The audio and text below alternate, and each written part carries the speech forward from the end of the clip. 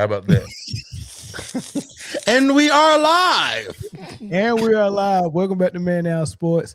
Bruce is here from the Format Podcast. Make sure He's here from where? I don't think that's where you're from. Podcast. The Format Podcast. Bruce is here, but he's a friend of the family, so y'all already familiar with him. So y'all already know what it is, and I think he's simulcasting to his channel. So welcome everybody from the Format, and a friendly face is here. Someone y'all haven't seen in a while. Somebody y'all been asking for a long time. When is Sports T coming back? When is Sports T coming back? Well, Sports T is back. Dominique is here. You go check her out on Sports T on her podcast. Most of y'all already subscribed there, but this is a good indication that she might be starting to stream again on her channel, right? So, she's back tonight. This is gonna be fun. And then Jay and Chris is here with myself, and we ready to rock. Hold on, whoa! You got to tell them where Chris from and where I'm from. Oh well. Everybody here is from Man Down. Let's start there. You got to tell them where Chris from and where I'm from. Let's talk about the football channel. Let's talk about Man Down Sports Football.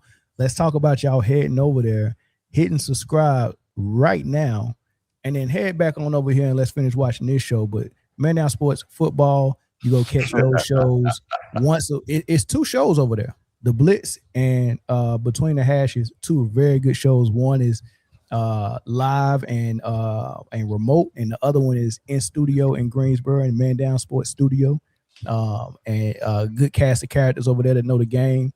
So y'all gonna be getting both of those shows, dropping content weekly, probably bi-weekly. Stay tuned for that, man. So there we go.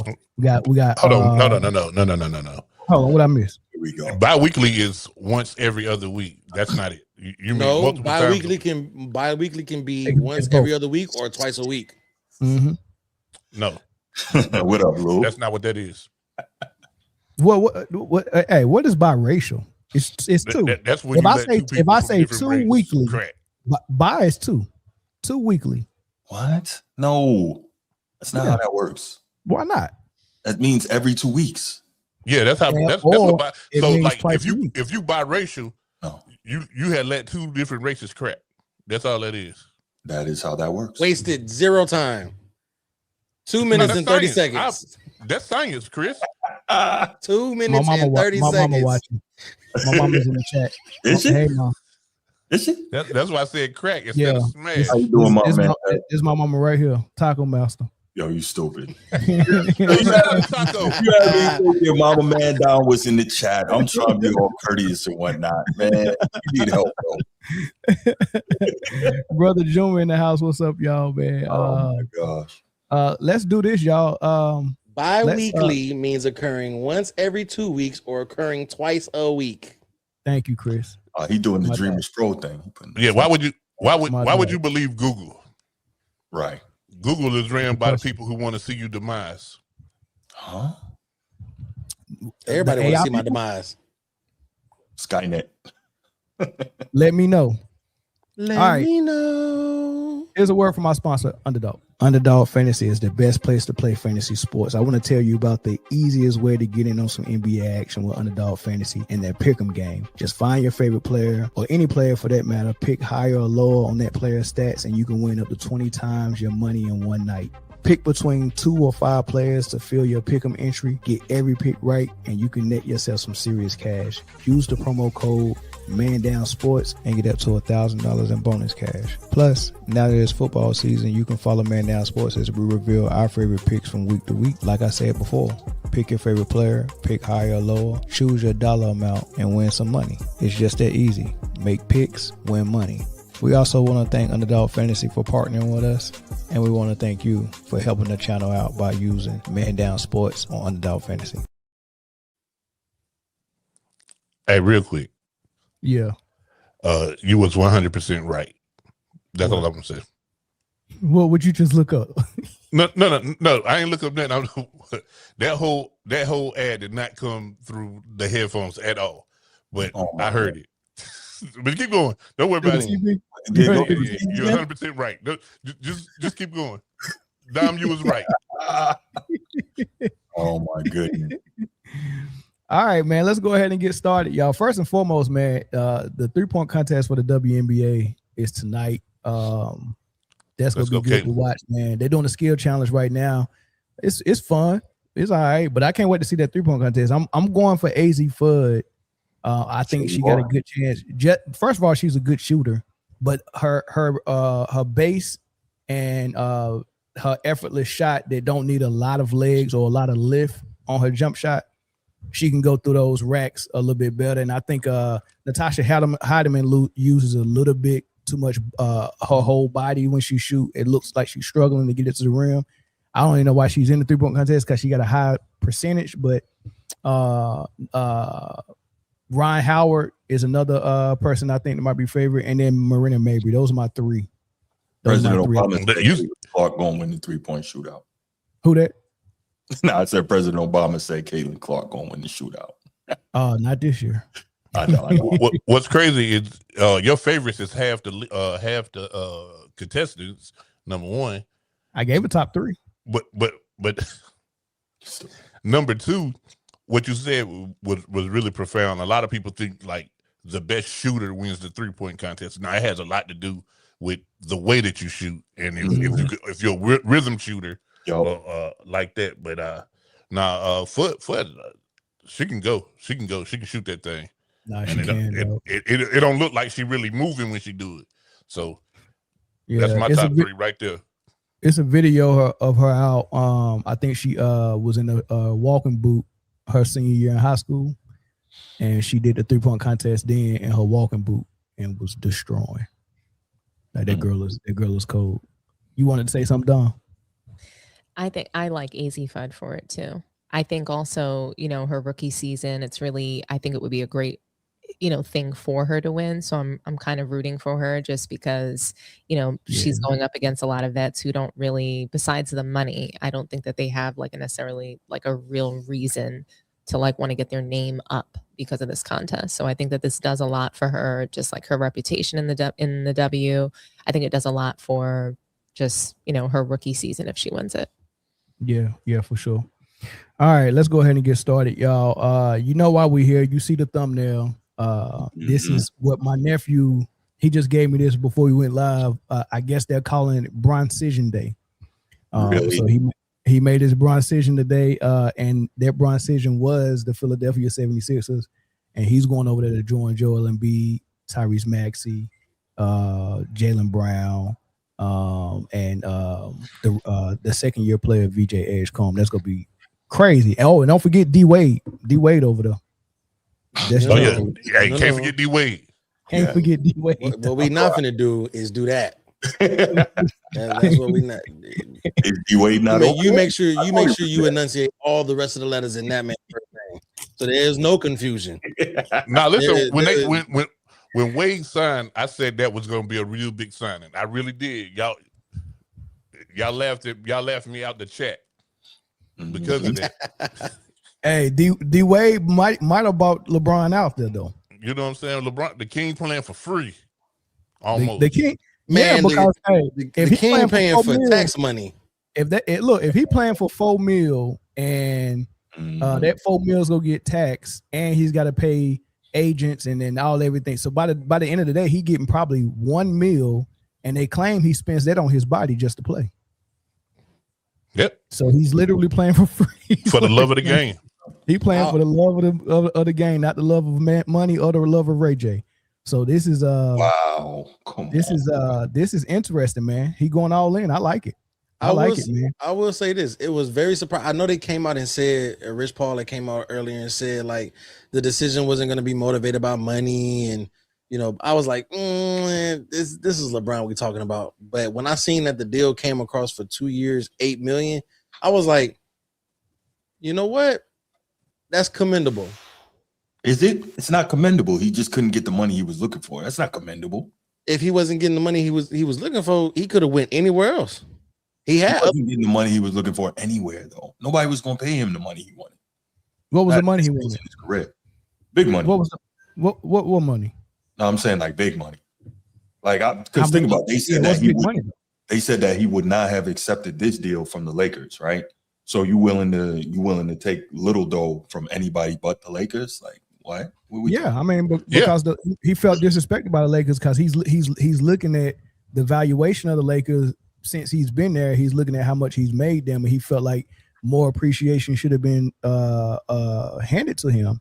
He said he didn't feel appreciated. So yeah, that's just like that's just like breaking up with a dude or breaking up with a girl, and everything they've been asking you to do, you didn't do it, but then you go over here and do it to the for the other person. It happens. Yeah. No, listen, I kind of like the way that this whole choice, I ain't gonna call it a decision because Rich Paul told us not to. That was the most goofy shit I ever seen too. He kept saying, let's say choice instead of decision. Dude, those words are synonyms. They mean the same thing. But I was surprised, man, like no disrespect, but who would change California weather for Philadelphia weather? Like, that's just not a good lifestyle choice. Philadelphia got the same weather as Iraq. Gun smoke and dust. Wow. Yeah, most people. Yeah, Philly is it's a tough city. Like they love their sports, but they'll turn on their heroes in a heartbeat. Yes, they will. They are savages, and ask AJ Brown. Yeah. That's honestly that's what surprised me most probably about him going there is I didn't think he had the heart to deal with one of those northeastern cities in their media. Philly media is vicious, so we're gonna see. He's obsessed with being liked, and but he used because he's from Northeast Ohio, so he used to Northeast stuff. Yeah. Remember, this is not the same. When he left Cleveland the first time, they ripped down the Nike banner that was up there for as long as he was there. They was burning jerseys, and so it's not like he's not used to people turning on him. I think he's kind of grown accustomed to it. So if he doesn't produce here in Philly, it's just par for the course. Well, I got a question. Like, so, Mel, your definition of a super team is three superstars in their prime. Three proven superstars in their prime. Yeah. So this is clearly not a super team, but what would you call it? The Avengers. No, I'm gonna tell you what it gives me in a minute. A contender. I would call it a freaking contender for sure. It's not a super team though. No. Jaylen Brown is a superstar. Joel Embiid and LeBron are superstars, but they're both past their prime. Correct. And Maxey is on his way to trying to be a superstar. So they don't have three superstars in their prime for sure. I want Dominique to respond to Taco Master, and I also want to point out Taco Master because being a member for 26 months is some freaking heavy duty stuff. And look, as much as me and Taco, this is what I respect about Taco so much. He's been here for a long time. He's here every episode. He's in the comment section. He's gifted out numerous amount of memberships to other people, and he's been this consistently a member. He's while keeping two memberships. While keeping two memberships, on top of the fact of me and him been disagreeing for a year on every Caitlin Clark video I've ever done. He's in the comment section, and we're going back and forth. And that doesn't he don't take hard feelings, and neither do I. And just disappear from the channel because we don't agree on one thing. So I appreciate Taco Master for that. But he said Embiid is going to play 35% of the season. LeBron is going to play 73. That's an odd number, Taco, to 73. Let's say 75.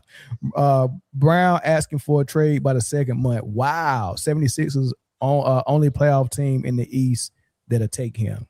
Your comments on that, Sports T. Wow, I have to also just congratulate Taco for being a member for 26 months. I feel like it's probably been longer than that, and maybe this is like his second membership that you were looking at. But anyhow, we really appreciate you, Taco Master. I always do.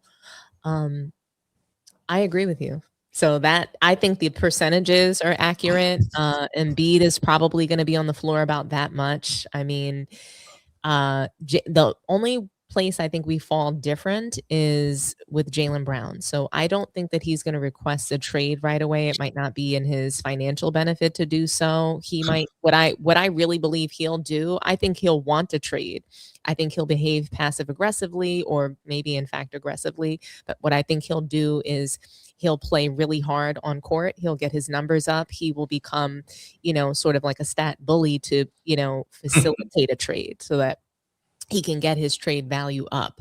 But I don't know that like we'll hear of him requesting a trade, in public, but I could see him making like ambiguous leadership quotes, and just kind of, maybe about defense. We need to play the right way, things like that. And then we'll sort of see a whole microcosm of things happening throughout the season until he does get traded.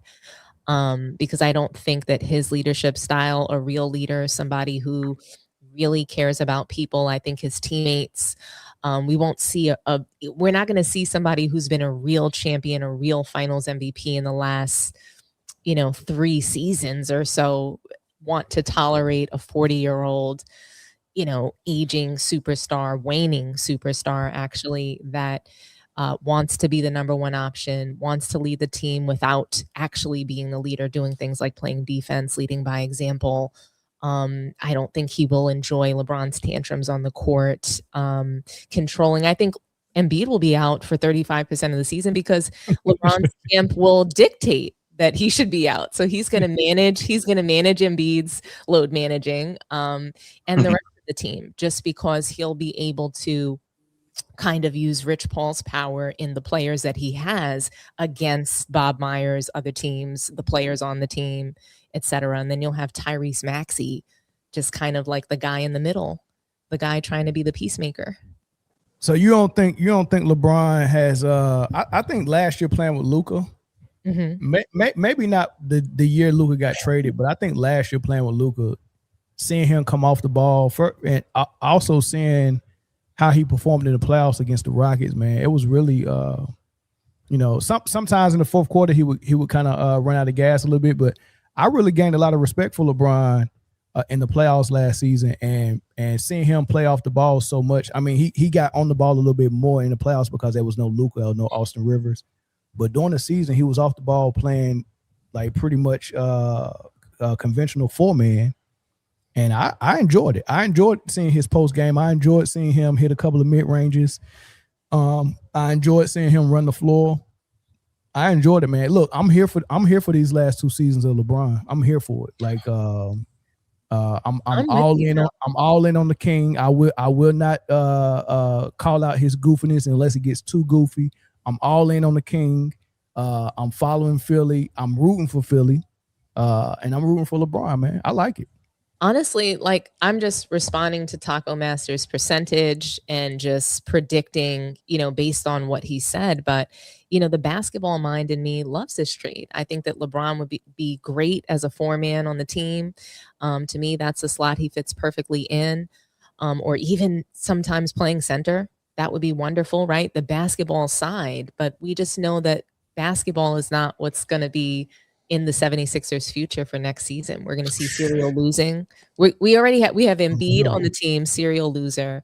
We have LeBron James, who in the last, I don't know, since however long it's been, he's been serial losing. And then we have, like I said, a really great player in their prime, Tyrese Maxey, 2 great players in their prime, Tyrese Maxey and Jaylen Brown, who are going to suffer the most.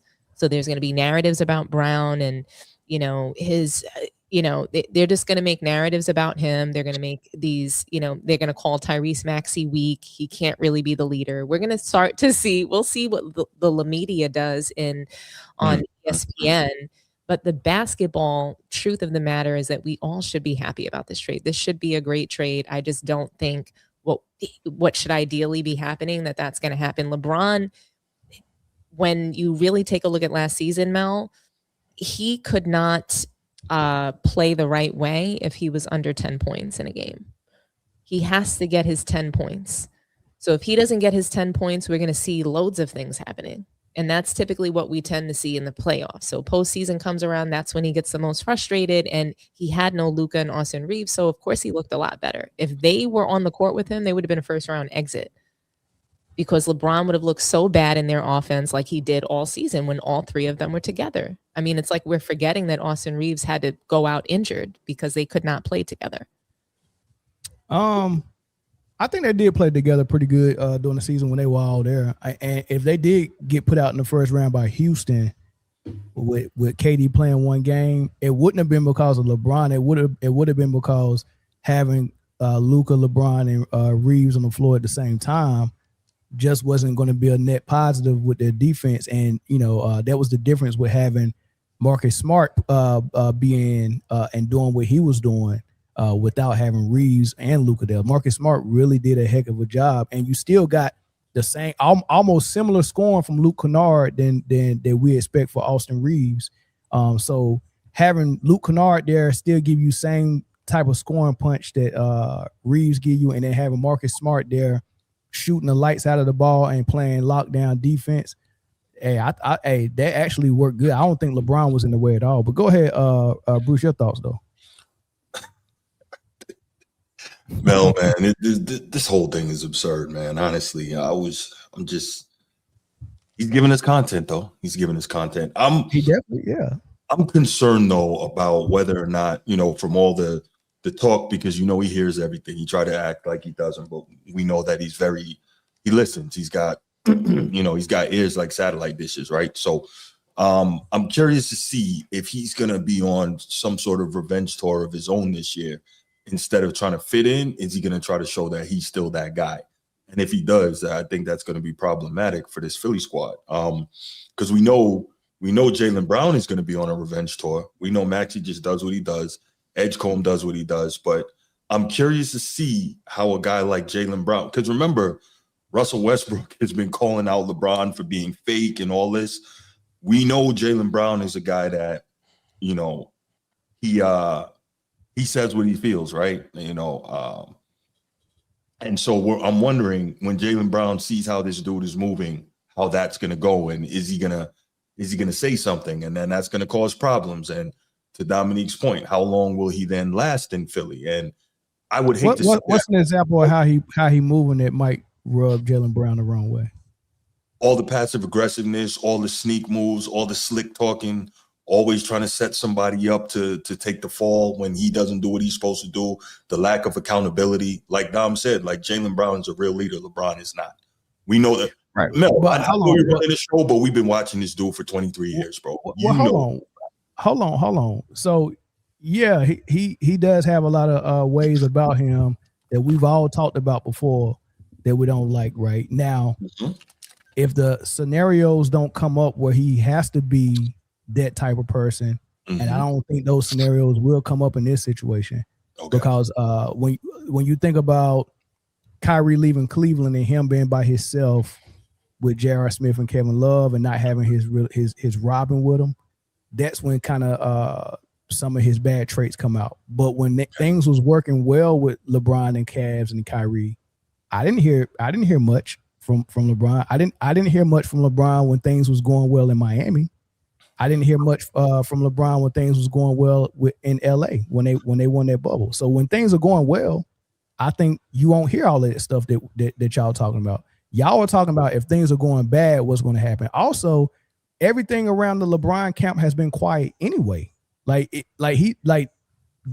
media hype. You don't hear a lot of takes from Nick Wright and all these dudes. You don't hear, everything has died down. That's why I stopped opposing and stop talking about, because there's no goofiness to oppose.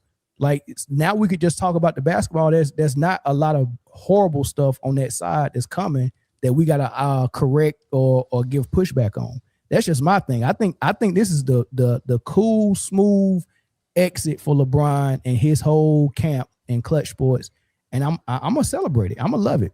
Well, forgive me if I don't believe what my eyes have watched for the last more than 2 decades. We'll see if you're right, and if you're right, you know me, I have no problem admitting in front of whoever on whatever show that I was wrong. So we'll see. We'll see. Well, Bruce, I think what Mel is trying to say is that, even if you're right, we could all be right about what we're saying. It doesn't matter. It's coming to an end. That's what he's saying. And I think, that's totally fine. I think it'll ever come to an end. What I don't think that will come to an end is LeBron, being in, sort of trying to have some sort of influence over what fans think. that's what I don't think will come to an end. But what I think is that just the hype around LeBron, the lies about LeBron, it is starting to quiet down a little bit. It is. And we don't hear every day about him being the GOAT anymore. That conversation is practically over. You know what I mean? Even Nick Wright, like they're finding something else. And that's a fact. I mean, we're seeing the direction of the something else, right? And it's becoming, and I think it sort of started with LeBron and it's carrying over just with a whole new cast of characters. It wasn't, I think what we're seeing now, even the media sports world, is that it wasn't really even about LeBron. Hey, this is for Jay and Chris. Charles Barkley kind of talked about it with Stephen A. Smith on his show today.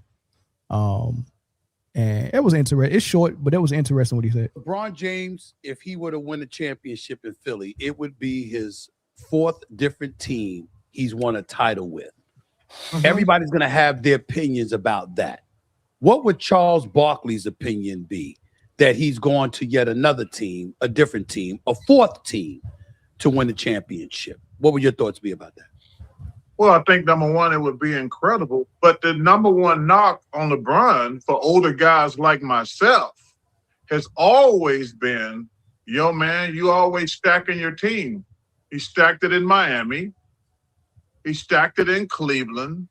He stacked it in L.A. Now he's stacking it in Philly. So that, to me, I'm going to still have the same criticism I've always had. He's always stacked his team. Now, just to get a look at what this stacked roster looks like, the starting five, projection would be Tyrese Maxey, VJ Edgecombe, Jaylen Brown, LeBron James, Joel Embiid. On paper, that looks very good. I really like that starting five for a lot of reasons we'll get into. On the bench, I really like Anthony Simons, and I like Caleb Love as a shooter. I like Caleb Love as a young guy, and I think he's going to enjoy playing with LeBron and Jaylen Brown for sure. Justin Edwards and D Wade. I like D Wade, and then Bona is a good backup, and then you got the rookie Feline, who is lighting up summer league, but he might not get many minutes. I think Anthony Simons and Caleb Love got that on lock. But other than that, and I like Johnny Brown, but he hasn't got any, a lot of playing time yet. I think he was a rookie last year, and there is a rumor that Caldwell Pope is trying to secure a buyout from his team and join LeBron in Philly. And Dwight Howard has sent out his back signal to the Kings saying, I'm available. So that's the stat squad that Charles Barkley is talking about. Jay, your comments, your response. He stacked his team in Cleveland. He stacked his team in Miami. He stacked his team in LA. He stacked his team in Philly. Well, first of all, this is not his team in Philly. It's not his team. Is the team stacked? It looks good on paper. But if I had to drag Ilgauskas and all them boys to the finals when I first came to I'm taking the easy way the rest of the way too. You know what I'm saying? If I got to take Ilgauskas and Verjao and that roster wasn't current? Huh? Who said that roster wasn't current? Well, maybe some of those guys are not under contract right now, but definitely and I put that back. My bad, Jay. I didn't mean to. No. I didn't mean to cut you off.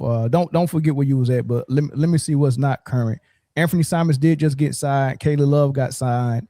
Dean Wade just got signed, and Bona is still on the contract. So if there's a question for Justin Edwards and everyone else, so Justin Edwards, Tyrese Martin, Beach Chump, and Barlow. I think Barlow's still there too. But it might be four guys on there might not be on the contract. What'd you call him? Beach Chump? Beach Champ. But I mean, look. I'm just trying to say these names. You can call them what you want to. You won't call a number. Yeah. But you don't call no play for him. I tell you that. For the guy who said that roster isn't current, that starting five is current. They're all on the contract. Anthony Simons, Caleb Love, Dean Wade, and Bona are on the contract as well. The rookie, and then the end of the bench don't matter. Yeah, and Feline just got drafted, so he's under the contract. So, it might be questions for about 4 guys. But yeah, thank you for pointing it out. My bad, Jay. Go ahead. No, you cool. So Charles Barkley is not wrong in a way, but I don't know if that's the knock on him. Like there's a lot of things you could knock, but stack his team, man, y'all let him. And he played in a league of in the league in a time of team stacking. I mean, you can say that about anybody who played in this era, that they've stacked their team everywhere they went.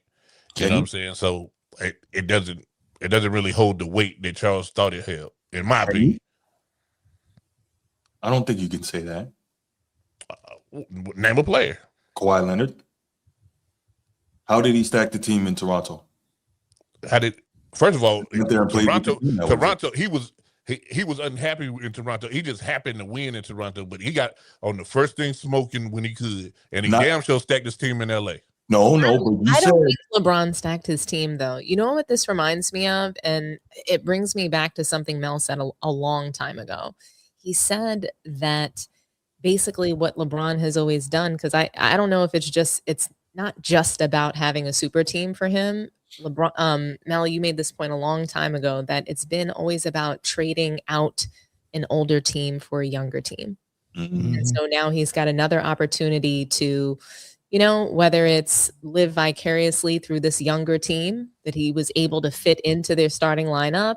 If you look at the starting lineup based on what Mel just showed us, current or no, he fits into the power forward role. And we know he's going to play the point forward role with Maxey on the floor, having to pick up, some of the shooting capabilities. And, we're going to see, is like Jaylen Brown going to act out on the court and not clear the court when he's ready to do what he needs to do to get to his 10 points? And are they going to have some shouting match on the floor? I'm curious to see what happens when LeBron is trying to get to his 10 and he can't. He has a streak that he has to meet, and that's 10 points. I think that's over though, Dom. No, yeah, the streak. I really do. Yeah. He was under 10 last year, but I think him being concerned about so much of that stuff is all but over. I really. You think it was over when the streak ended? Because I feel like he doesn't want to. When I watch LeBron play, I feel like he still wants to make those double digits when he was able to be like the spotlight in the playoffs. I think he did love that and enjoy that, even though, they were knocked out in the second round this time. I mean, I think that he does want to be a pivotal part of this team. And there's still certain pieces of LeBron's ego that's going to clash with Jaylen Brown. I think he's aware. I think he felt. What else? You're probably right, though, Jay. You said he's aware, and you know what? He probably very much so is. And guess what? He probably planned this all season long. Did you guys? Yeah, I think he felt himself gassing out and shit. And he boy. Do you remember when LeBron earlier in the season, maybe it was halfway through, he was complimenting Jaylen Brown? Yeah, for sure. He was. He said, "Yeah, we good," except for that nonsense he said about Bronny. Yeah, but Dominique, I want to say this though. I think the LA situation with Luka coming and then them transferring the team to Luka and then prioritizing Luka and kind of throwing shade to LeBron, I think that humbled him, and I really do think he's off the high horse. I honestly think that, dog. I just did not see a lot of the LeBron. You think it's like Russell Westbrook? Like he just kind of humbled himself down, accepted that he was, going to have lesser contracts and that things were just winding down? Well, I mean... Well, I don't know. Like when something kind of happens, so like the Lakers didn't offer him this max anymore. He just realizes he's not going to get all this money. Like, or do you think it was just like the Luka situation and him having to adapt to that? Like that prepared him for this moment. Well, now even if you look at like what he has to do to get up for a game, you know what I'm saying? Like he knows that better than anybody else. So he like, bro, I can't physically be the guy for 48 Well, minutes. I just wonder if Bruce is thinking, because I see Bruce, he's like, I see what he's thinking. You're a funny guy. Yeah, so he gotta, so I think he's we'll never know what LeBron has to do to get up for a game. If you I know what Bruce thinking, but we ain't going there. If you if you guys rewind the time, probably about 2 or 3 years ago, I said he needs to transition to a straight power forward role. And I mentioned Karl Malone like he did when he went to LA or whatever. But I do see that this thing right here in Philly could end like when Karl Malone and Gary Payton went to LA. It could end in that very same way. I hope it don't end in injuries, dog. I really don't, man, because it would have been really nice to see a healthy Karl Malone with that Lakers team. I mean, the whole team, like by the time they got toward the playoffs, like they was on fumes, bro. Like, you know what I'm saying? Like even the healthy players was like, I ain't never seen Kobe that tired from carrying all the load of everything. And Shaq was out of shape. Shaq, that's the year Shaq was 430. 430 pounds. And then he had the toe issue, and then him and Kobe's feud had got to a fever pitch. It was at its peak. I mean, it was just everything that could go wrong that year went wrong, and I hope this doesn't happen in Philly. But what I'm saying is that when you put that many, I'm not gonna say egos, personalities in one locker room, it can either work really well or work really horribly. And I don't even think, honestly, I don't think the problem will be with 23. I think the thing to watch is this Maxey team or is this Brown's team? Like that's the question I want to ask. That's the question I want to ask. And Chris, I want you to address that. You got Tyrese Maxey, who's the young guy who was an all-star last year. I think he made second or third team All NBA. He averaged 30. And since before Brown got there, it was Maxey, a rookie, and Embiid. And Embiid was always hurt. So obviously Maxey was the guy. That was his first year being, okay, this is your team. Then you bring in Brown. Now it's a question of, is it going to be Brown's or Maxey's? But the process is still there. Joel Embiid is still there. If he comes back healthy, Joel Embiid is better than both of them, and the only MVP on the team. So you got three guys. It could potentially have an issue, right, with whose team it is. And now you add LeBron, and Edgecombe coming too. Pause. Like he wants a piece of that. For sure. And you know, now Brown went through this with Boston when Kyrie, Gordon Hayward, Jason Tatum, Marcus Smart, Terry Rozier, Al Horford, the Morris twins, all them people was there. They went through an issue like this, and I think Brown knows that, but then he just let it split him and Tatum up again, so maybe he don't know it. But my question is, do you think that's going to become an issue? I think it could if this season ends in failure, because this season automatically comes with extremely high expectations now, right? And I think that if the season doesn't go how at least everybody in that organization feels like it should, there's going to be a lot of finger pointing and playing the blame game. But I think what we have is the potential to have another 2017, 2018 Warriors team. I think that you know that there's somebody who's the de facto, this is their team. But at any given point, anybody can be the one, the guy. Sure. And I think that if they can keep egos aside, they can be very dangerous that way. At any point, it can be Maxey giving you 35. It can be JB giving you 35. Embiid, if he's healthy, can give you 35. LeBron might have a turn back the clock game and give you 35. Mm-hmm. VJ Edgecombe can have another coming out game. He dropped 35. It can go from any place. But the thing about that is they have to be able to manage. And I think I'm gonna have to agree with you a little bit, Mel. I think I see, and I hate this, and this tastes so bad, these words. But I think that we gonna see a different LeBron. I think LeBron is not going to try to be the one, the two, or the three. I think LeBron is fully embracing a point forward role. I think what we might see or not. He might just be out, like he was off the ball all last year. I think power forward. I think a traditional forward. Yeah, into the playoffs came where they needed him to get on the ball. I think if LeBron is smart, he embraces not having the ball completely, and if they need him down the stretch, he's the guy who's been to eight finals. He's the guy who has 4 rings. He's the guy that's a top 10 player at the worst, and at the best, maybe a top 3 player of all time. He's that guy, and it's nice to have that guy on your side if you need him in case of emergency. Break glass, right? So I'm good with that. I got a question. Go ahead. My bad, Jay. No, my question is this. I saw somebody mention it in the chat earlier, and I hadn't even thought about it even when we did our show earlier talking about this. But Nick Nurse really is a system guy, a real X's and O's guy. Mm-hmm. Is LeBron going to be able to handle having to play in a real system? That's the question. I think so. Yeah. I mean, of course. Like, that's what we said with Achilles heel for him, though. We know that. Yeah, but hey, by the way, AZ Fudd won the 3-point contest. Yeah, I'm watching. Yeah, I was just about to say she put on a performance. Yeah, was she 30 in the last round? Yeah. Yeah, Lee.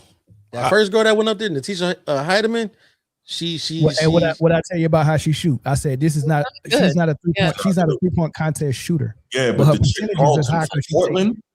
True. Oh yeah.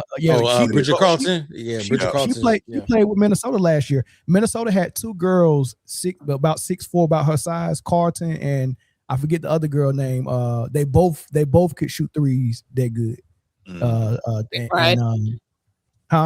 McBride. No, not McBride. It was Bridget Carlton, and there was another girl that was both about 6'3". They both played power forward and center. McBride is defensive. Was it the girl that won defensive player of the year? No, that's the girl. That's Bridget Carlton.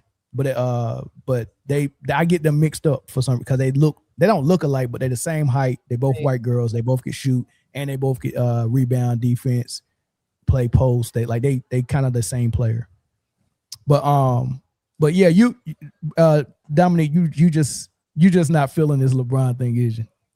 No, honestly, when I heard he was going to Philly, I was grateful that it wasn't the Miami. I don't want to see a redo. I don't really like to see like exes go back to each other. So I'm grateful to not see him on the Miami Heat again, or the Cavs, trying to pretend that relationship works. I mean, I think that those relationships have been burned. I think LeBron maybe thought that he could go to the Celtics, or, I think this was planned for a while, and I don't have a problem with him being on Philly. I think in an all great basketball world, Mel, if this is all what happens, I would love for that to happen. Like the way that you were saying, I would love for them to play great basketball.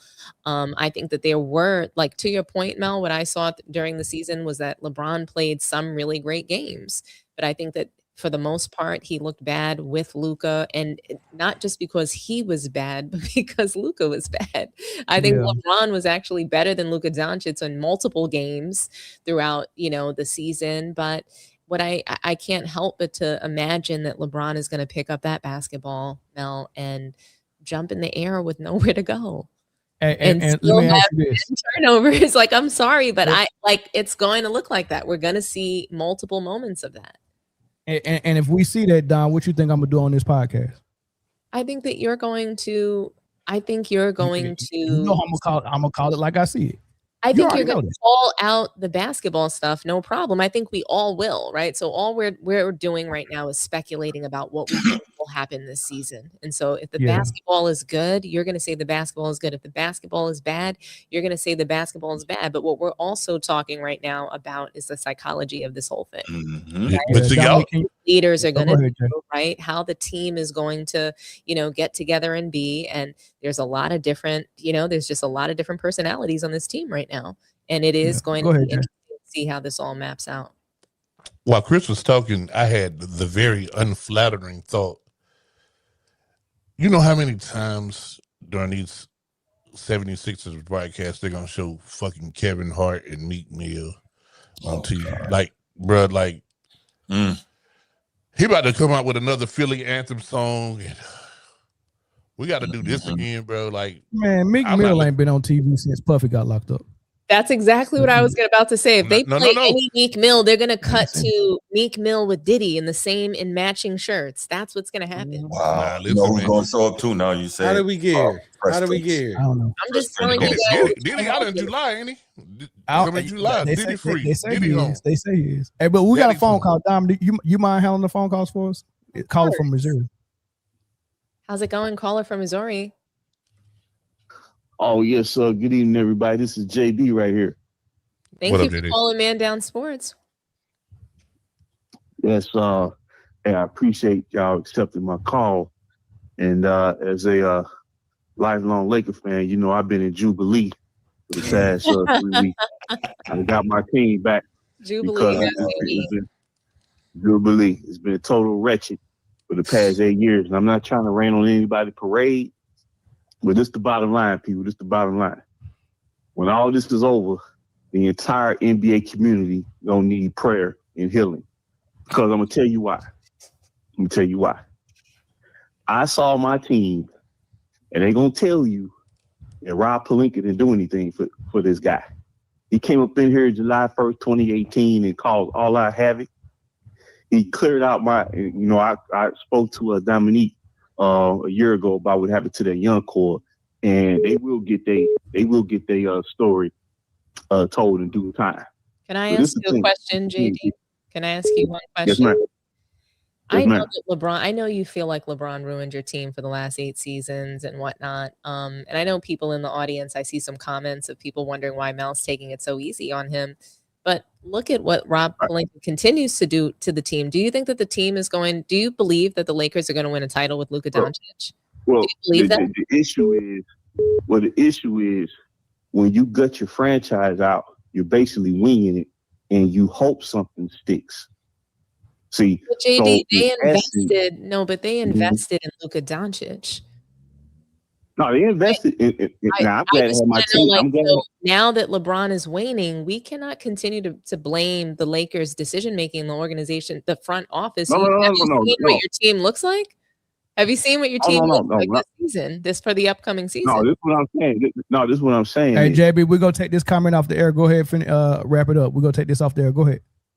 Okay, basically, this is the thing, people. This is the thing. This player empowerment era, basically what you see with these older superstars, the LeBrons, the KDs, and the Kawhi Leonards, they great players. What's missing in this previous era is watching superstars compete against each other. That's really the bottom line. So what these older stars are doing now, they're going to situations with young up-and-coming talent to extend their careers out with the hope that they make cash in and win a championship.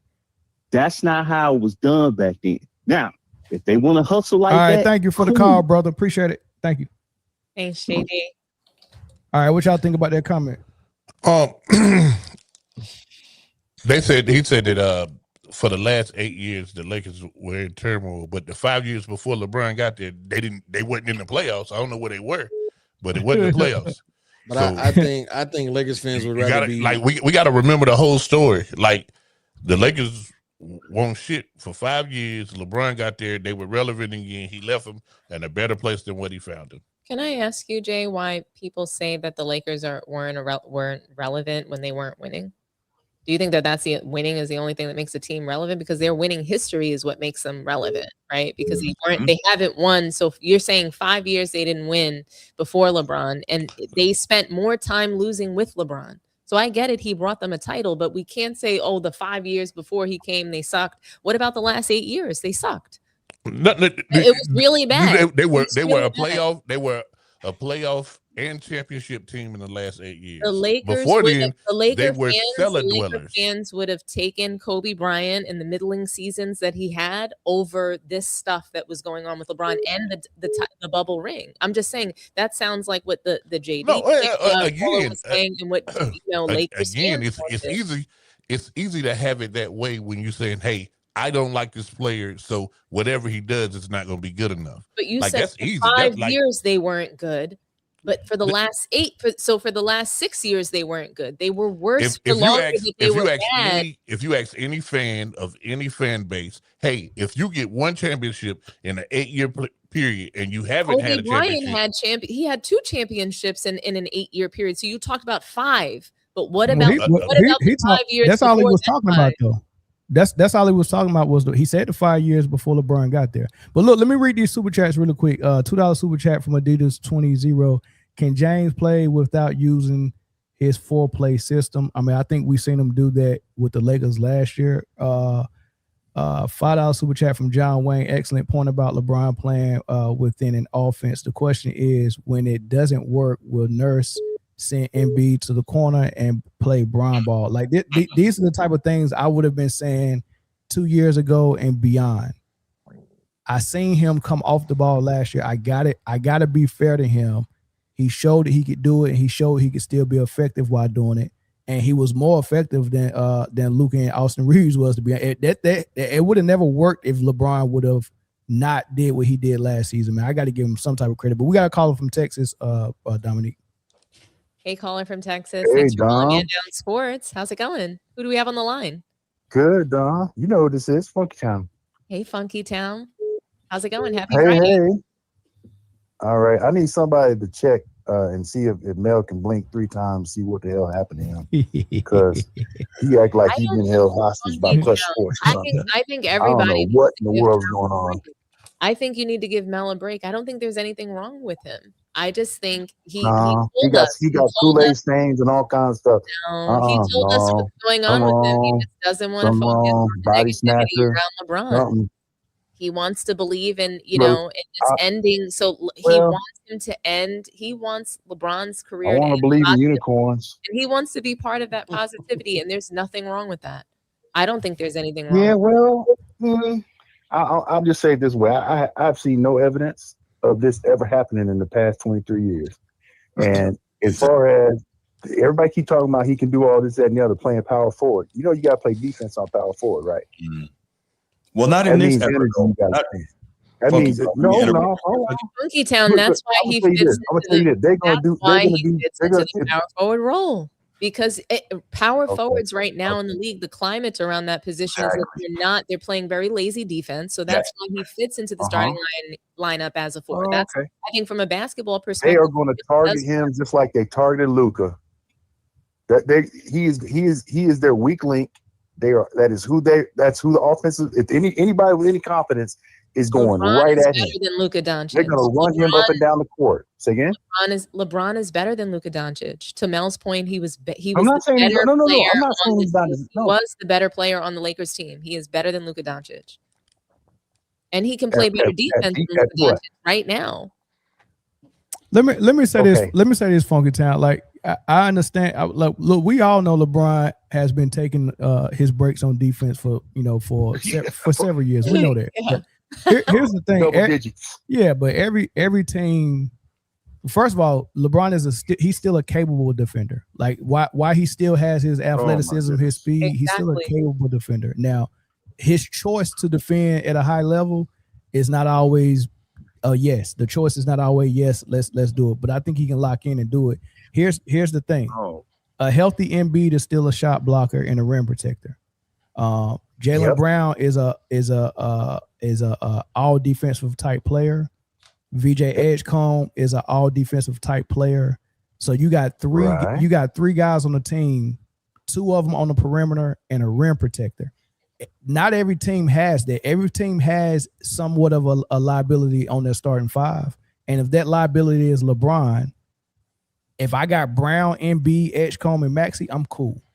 I mean, we listen. He's 42. The critique and the criticism.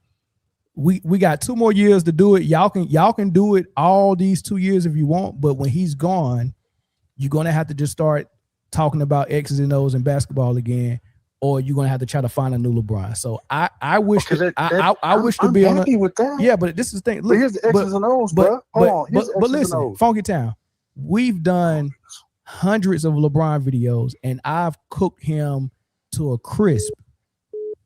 Every time we talk about LeBron is not a chance to cook. He just joined the Philadelphia 76ers, and the honest critique of or the honest opinion of what I think is going to happen is this is going to be a very good team in the East, and they got a chance to contend.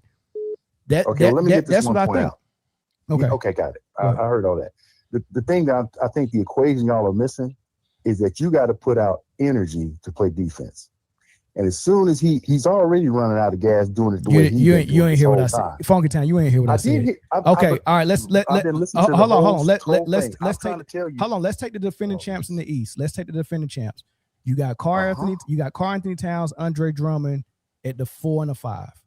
Then or maybe Andre Drummond don't start. Maybe you got Karl Anthony Towns at the 5, and you come out with that small lineup with Josh Hart playing the 4, Mikal Bridges playing the 3, Anunoby, Mikal Bridges playing the 2, Anunoby playing the 3, and Jalen Brunson.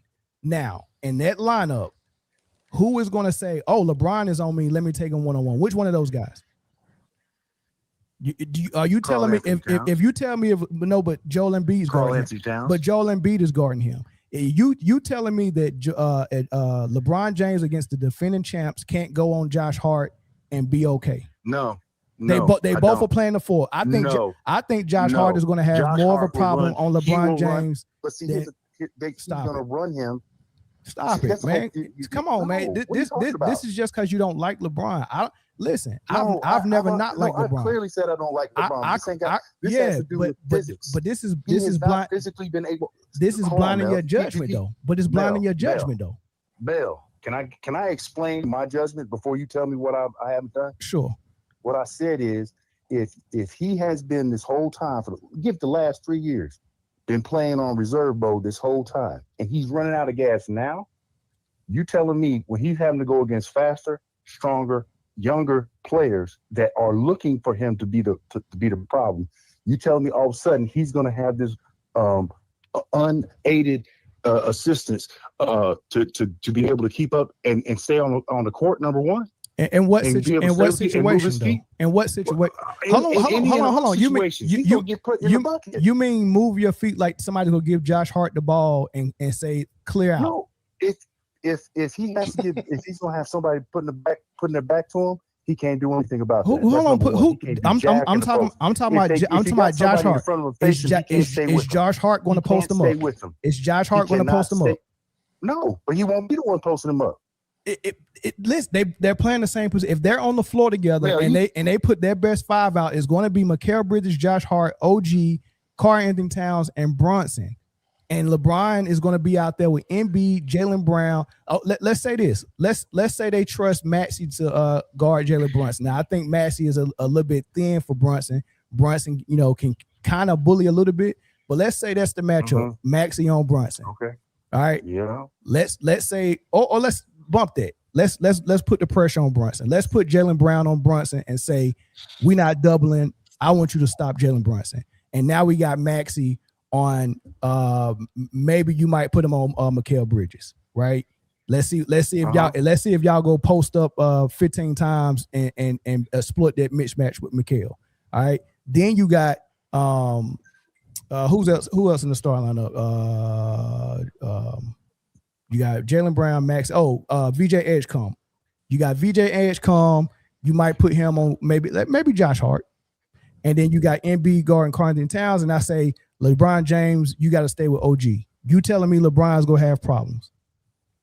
With OG? Sure. Hell yes. Okay. Well, we'll see. That settles it. We're going to find out. What I'm saying is it's energy. It's limited. You cannot sit here and tell me that all of a sudden this guy is going to be able to keep out there for 25 minutes a game at a higher rate than what he's been dealing with, and he's going to put out. He's going to give you more defensive. Did you see him against the Rockets? Who exploited him against the Rockets? Against the who? The Rockets. Against the who? Who exploited him against the Rockets? He had the ball in his hands. I'm just asking on defense. Who exploited him against the Rockets?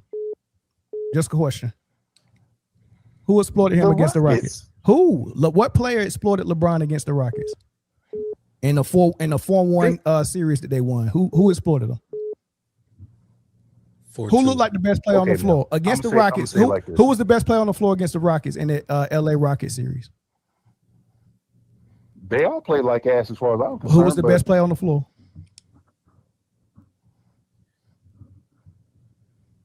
Man, honestly, they all played like ass.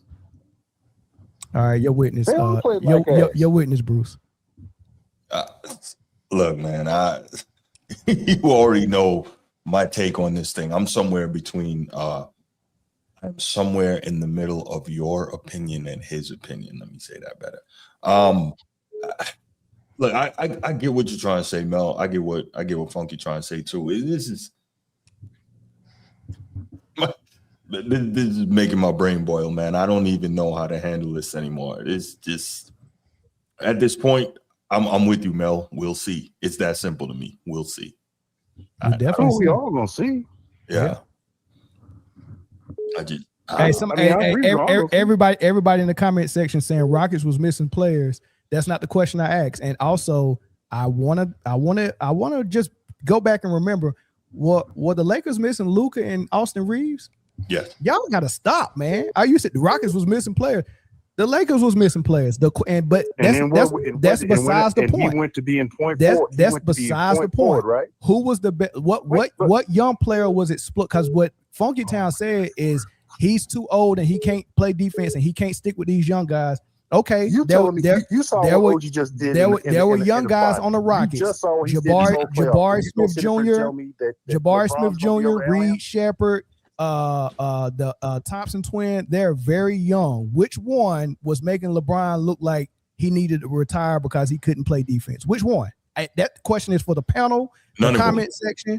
None of them. None of them, Mel. But we also know that in that situation, the way the defensive scheme was written up or drawn up with JJ Redick, you know he drew that up to protect LeBron and hide him. Come on, don't. And guess what? And guess what? How easy is it gonna be to do the same thing with this team with Jalen? What defender other than Marcus Smart, and you might consider Ruri, two really good defenders, but they had Luke Kennard and DeAndre Ayton, who's the laziest athletic guy I've ever seen in my life. Yeah, he is late, and that was what he was working with. Luke Kennard, Jake from State Farm, DeAndre Ayton, Marcus Smart, and Rui Hachimura. That's what he was working with. And JJ Redick hit LeBron on defense, and now he's going to go play with Edgecombe, a rim protector like Joel Embiid, and Jaylen Brown. And we having concerns about his defense. Well, I don't think this know. is a non-topic. I don't know if Embiid is still, the rim. Wait a minute. Did you just say defense is a non-topic, Bill? For on this squad next year, know you got snatched. Yes, on this squad next year, defense is not my main concern for LeBron James personally. No. Okay. All right. Thanks for the call, Funky Town, though. You got it. Love you, bro. Caller from Illinois. Yeah, Mel. How you just ran from the New York lineup was funny. But anyway, we're going to talk about, does he have a no trade clause? Oh, no, I ain't seen his contract. Okay, that's number one. Number two, where's Bree? I guess she has something else to do. Yeah, she did. Now we're going to talk about Dom. Dom, you said LeBron got younger players.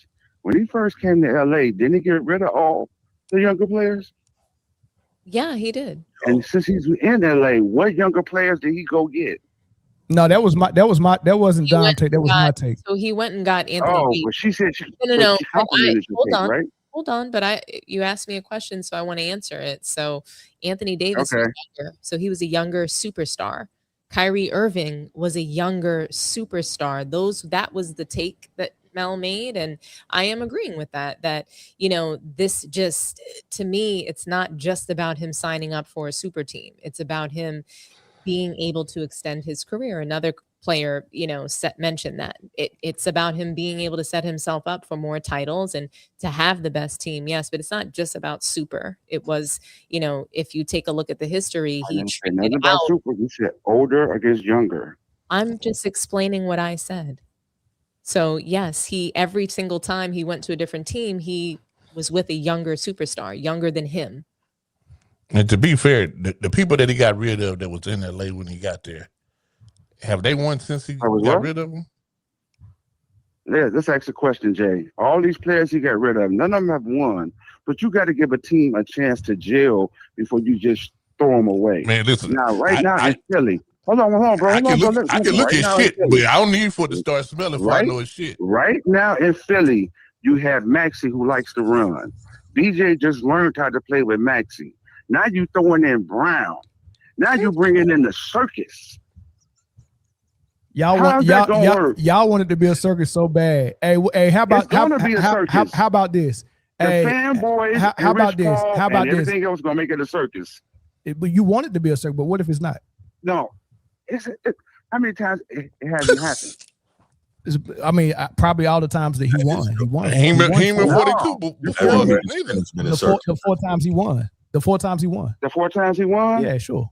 At least. And then at least take it back a year or two. You used to clown the 4 times he won. But let me ask you this. All of a sudden you changed. Let me ask you this. Do you want it not to be a circus? Like all I'm saying is no. That's a real question. No. I'm gonna answer it. You don't get to avoid. No, you got to ask from a direct. You don't get to avoid questions. All right. We trying to run a show here. We trying to do something. Okay. So you can't run from questions. Do you want it not to be a circus? I would love for it not to be a circus. All right. Stop there. Well, listen. We are part of the people who enjoy the circus by talking about the circus. So if you don't want it to be a circus, let's just see what's gonna happen. If it becomes if it becomes a circus, then we'll talk about it and be like, oh, well, shoot, everybody that said it was gonna be a circus is right. But right now, he just signed with them today. Right now, we can at least talk about the possibilities. And hey, look, man, from a basketball standpoint, could this work? And I'm telling you the ways it could work. We already know about the ways it could be disastrous. People could get hurt. A circus could derail everything. It might not gel. We all already know about that. But right now, I'm enjoying the fact that this is must-see TV. I want to see it. I wanted to see it before LeBron joined. It's Jaylen Brown, Embiid, and Maxey and Edgecombe. I wanted to see it too. Okay, so now you got so much goodness. You got so much goodness around LeBron that he don't have to be the story. Like this is one of the first. He got to be the story. He's getting paid $8 million. Why would he be the story? I'm gonna tell you why he got to be the story. With Maxey. Now you throw in Jaylen Brown. So now they got to see can them 3 work. It's basketball. Make it work. Who cares? Who cares? It's basketball. What you mean it's not enough shots? What if LeBron don't want the shots? He want to win. It don't matter. We just seen it work with Embiid jumping out of off the bench with a bad knee, and they made that work. It's fine, dog. Y'all doing way too much, man. Y'all doing. But thanks for the call, bro. Appreciate it. Okay, bro. I do want to say this one thing, Mel, is that Bronny was making $8 million over 4 years, and he's always the story. As long as LeBron is around, he's going to be a story. And I get the fact that we don't have to care about the story. We don't have to keep talking about the spectacle, whether it's it could be a spectacle next season. I think the point is really it can be a spectacle next season, but the spectacle will be coming to an end. We don't have to comment on every single spectacle because the show is almost over. I'm going to say this. Go ahead. Take the call and not say what I'm going to say later. Well, say what you're going to say, then we'll take it. Go ahead. All right. What it boils down to is people don't like this man so much that they're rooting for that man to Philly. He ain't even landed in Philly yet. That man announced from Jamaica he going to Philly. They like, that should have never worked. Let him get there first. Gee, he ain't that's so funny, man. He ain't had no steak and cheese yet. Let him eat a steak and cheese. Jay, that's not about hating him so much that they're waiting for him to fail.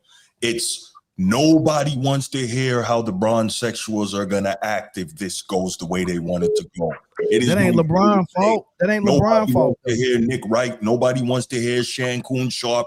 Nobody wants to hear any of these people and the way they're going to be acting if this goes the way they want it. That's listen. First of all, Bruce. Yes. Bruce, let me say this with all due respect. Sure. There's a lot of stuff that Nick Wright says that's correct. Now I'm just gonna leave it at that. Which is why we know that when he talks about LeBron, he's on that BS. I'm gonna say no to that, Jay. Nick Wright. He's right. Nick Wright is a savant when it comes to football. I don't know about none of his basketball takes. You just saying he's saying, come on, man. No, he don't know nothing about what he talk about in basketball when it comes to football. We got a caller from DC, Dom. Hey, caller from DC. Thanks for calling Hand Down Sports. Who do we have on the line? What's up, Dom? It's a Posh King, man. It's been a minute, y'all. Posh King, man.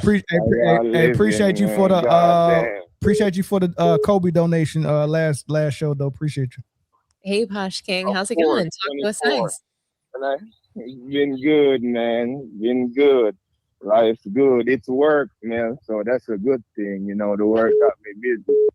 So your Friday nights, you know, I'm on some late night shows sometime though.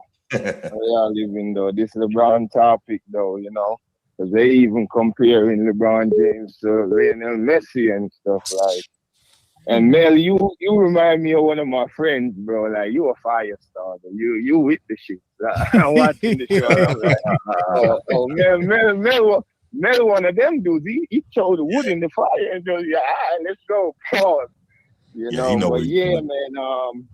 First of all, pause before I say this, but we all know LeBron ugly.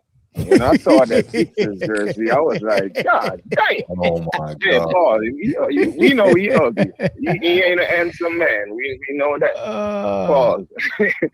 But when I saw that Sixers jersey, I was like, God dang. You feel me? It was like Shaq at the Celtics. You know, I said this, Mel. I said, because I saw the statement that he put out. That's LeBron. And I had said this, like, if this was like last year and he went on the Knicks, because right now, the Sixers, you feel me, getting Jaylen Brown and if Embiid can stay healthy, you never know if they could have made a run. And now, if they actually make the run, LeBron James, this, that, and the third. Yeah, he's good enough and still can play, but for where LeBron James wanna be when his career is all said and done, where his fans are putting him at, this is not it. What are you doing? Like, this is absolutely not it, bro. Like, in any way at all, how you go and win. It's just not organic. It's just not the same like the ones that came before you did it. You feel me? So, and definitely, you know, I'm cheering for my squad again. So that was the most beautiful thing when I'm hearing he's leaving. Because God knows it's been hell, can't be rooting for the Lakers. So for me, it's like LeBron James, it's like the Ronaldo in football, in soccer. Like it's that effect, and no amount of narratives or whatever. The real ones is not, no matter how much reach, they just put that LeBron James is a better defender than Kobe. 22 on this dumb Bleacher Report shit. Yeah. Like, all of the narratives and all of the talk, it's embarrassing. It is. How can you be a fan of that? You know, like, this is what you waste 2 hours out of your life on watching a game. This person, like, why are you a fan of him? Oh, longevity, he got how much money, how much MVP. All of that, even the championships, the MVPs or the championships, fans can brag on that. But what we are fans are is your ability and what you do and how you inspire. Like, these people brag about how much money LeBron got, longevity. If you make comment about basketball, they'll tell you that people have a dislike for LeBron, a high dislike because of your ways, the things that you do. If even people will see the things how you either defended Kyrie or speak against him, your teammates and the teams and the narratives that you run. Correct. So but it was from the jump. Posh. Yeah. That's all in the past, baby. It's a new day. It's a new day. The king has turned over a new leaf. There you go. The king has turned over a new leaf, man. And why is he following Kobe? Because even at one point, I heard he wanted to be. Posh. It's a new day, brother. It's a new day. Let's enjoy the king for the last 2 years. Let's enjoy the king. The king is he's turned over a new leaf, man. Please, I'm telling you, pay attention. He's a different. Listen, Posh, he's a different guy. I want y'all to pay close attention and give him a clean slate and erase everything from your memory. Okay. We can bring it back up when we do, if they ever bring them back up in the GOAT debate, we can finish burying them. But for right now, give that man a 2-year fresh, clean slate and no memory of, like the Men in Black when they do the pen. Yeah, that's no memory. I want everybody look into this pen. Boom. All right, we don't remember none of that goofy stuff LeBron and Clutch Sports did. This is a clean slate. He's going to Philly. Let's enjoy the game. I remember real quick if they win the championship this year. I'm gonna do that for you. Thank you, brother. I appreciate it, man. I promise you, it's gonna feel good. Had a great career. Yes, LeBron had a great career. Yeah, for real. he did. Sure, he did. But we're gonna celebrate him. Yeah, this is his Jordan Wizards 2 years. Except is on a stack squad. Let's just watch it. There we go. That is what it is. Let's watch it. Let's enjoy it. Kobe after Achilles. Yeah, a two year farewell tour on a stack squad that can contend. All right, but hey, thanks, Posh. Being serious. Yeah. Thank you, Posh. Ain't being serious. He know better. I'm gonna do 8 tonight, though. okay, I'm gonna man. do 8 tonight, though. Yeah, LeBron ain't worth it. All right, brother. 8 for Kobe. All right, thank you. Yep. Hey, real quick, Mel. We can do what you're asking us to do if Rich Paul shut the hell up and get off that stupid podcast. Hey, listen, man. To do that. I don't even click on that podcast. I was about to say, listening to Rich Paul is a choice. I choose not to. Yeah, like, you literally can. I don't watch his show. A lot of I can't do it. Pops up everywhere though. I don't watch his show, but he pops up. I can't do it. Hey, just to close this out, we'll get into some of the other free agents because there is a little, I guess, what a butterfly effect or a domino effect of LeBron finally picking a squad. Now other teams and other players that are free agents can kind of make their decisions. And Shams kind of reported about that and said some names, Kuminga and guys like that. And I kind of want to get y'all thoughts on where you see them landing. But listen to how Shams broke it down. Explain the domino effect for the teams that did not land LeBron James in this decision.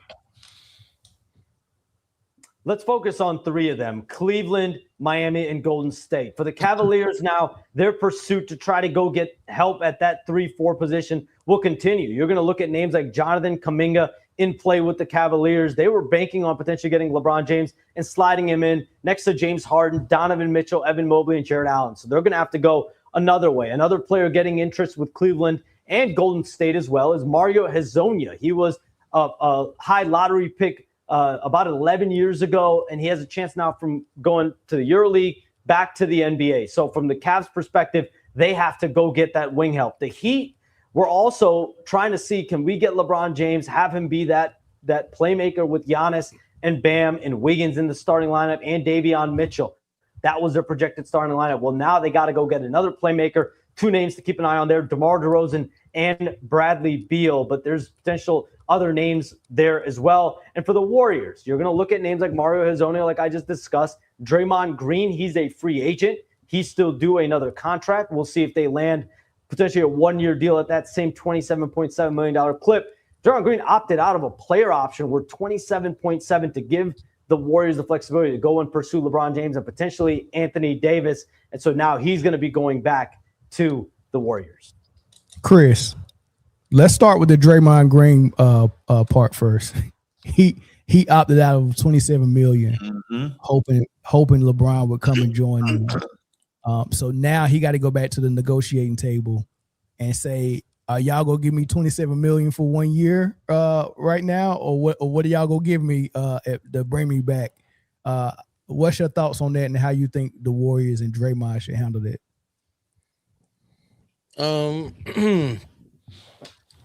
I can respect Draymond trying to make the selfless act of, freeing up some cash to go get LeBron, and then y'all bring me back, and then we do this, however. But that motherfucker stupid. He just played himself out of spot. That nigga will not be in the Warriors jersey come this season. He probably will, just for a lot less. And to be honest with you, he might go take the vet minimum and follow LeBron to Philly. To be honest with you,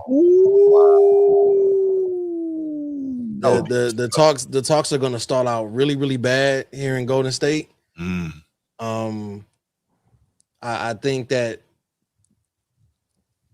Draymond doing what he did made it a lot easier for Golden State. Draymond had the gun to Golden State head this whole time. From the $100 million contract all the way through, you know what I'm saying? He didn't have the gun to the head the whole time. They couldn't really maneuver. It was like, hey, you know what? Listen, we gonna go pursue LeBron. He's leaving.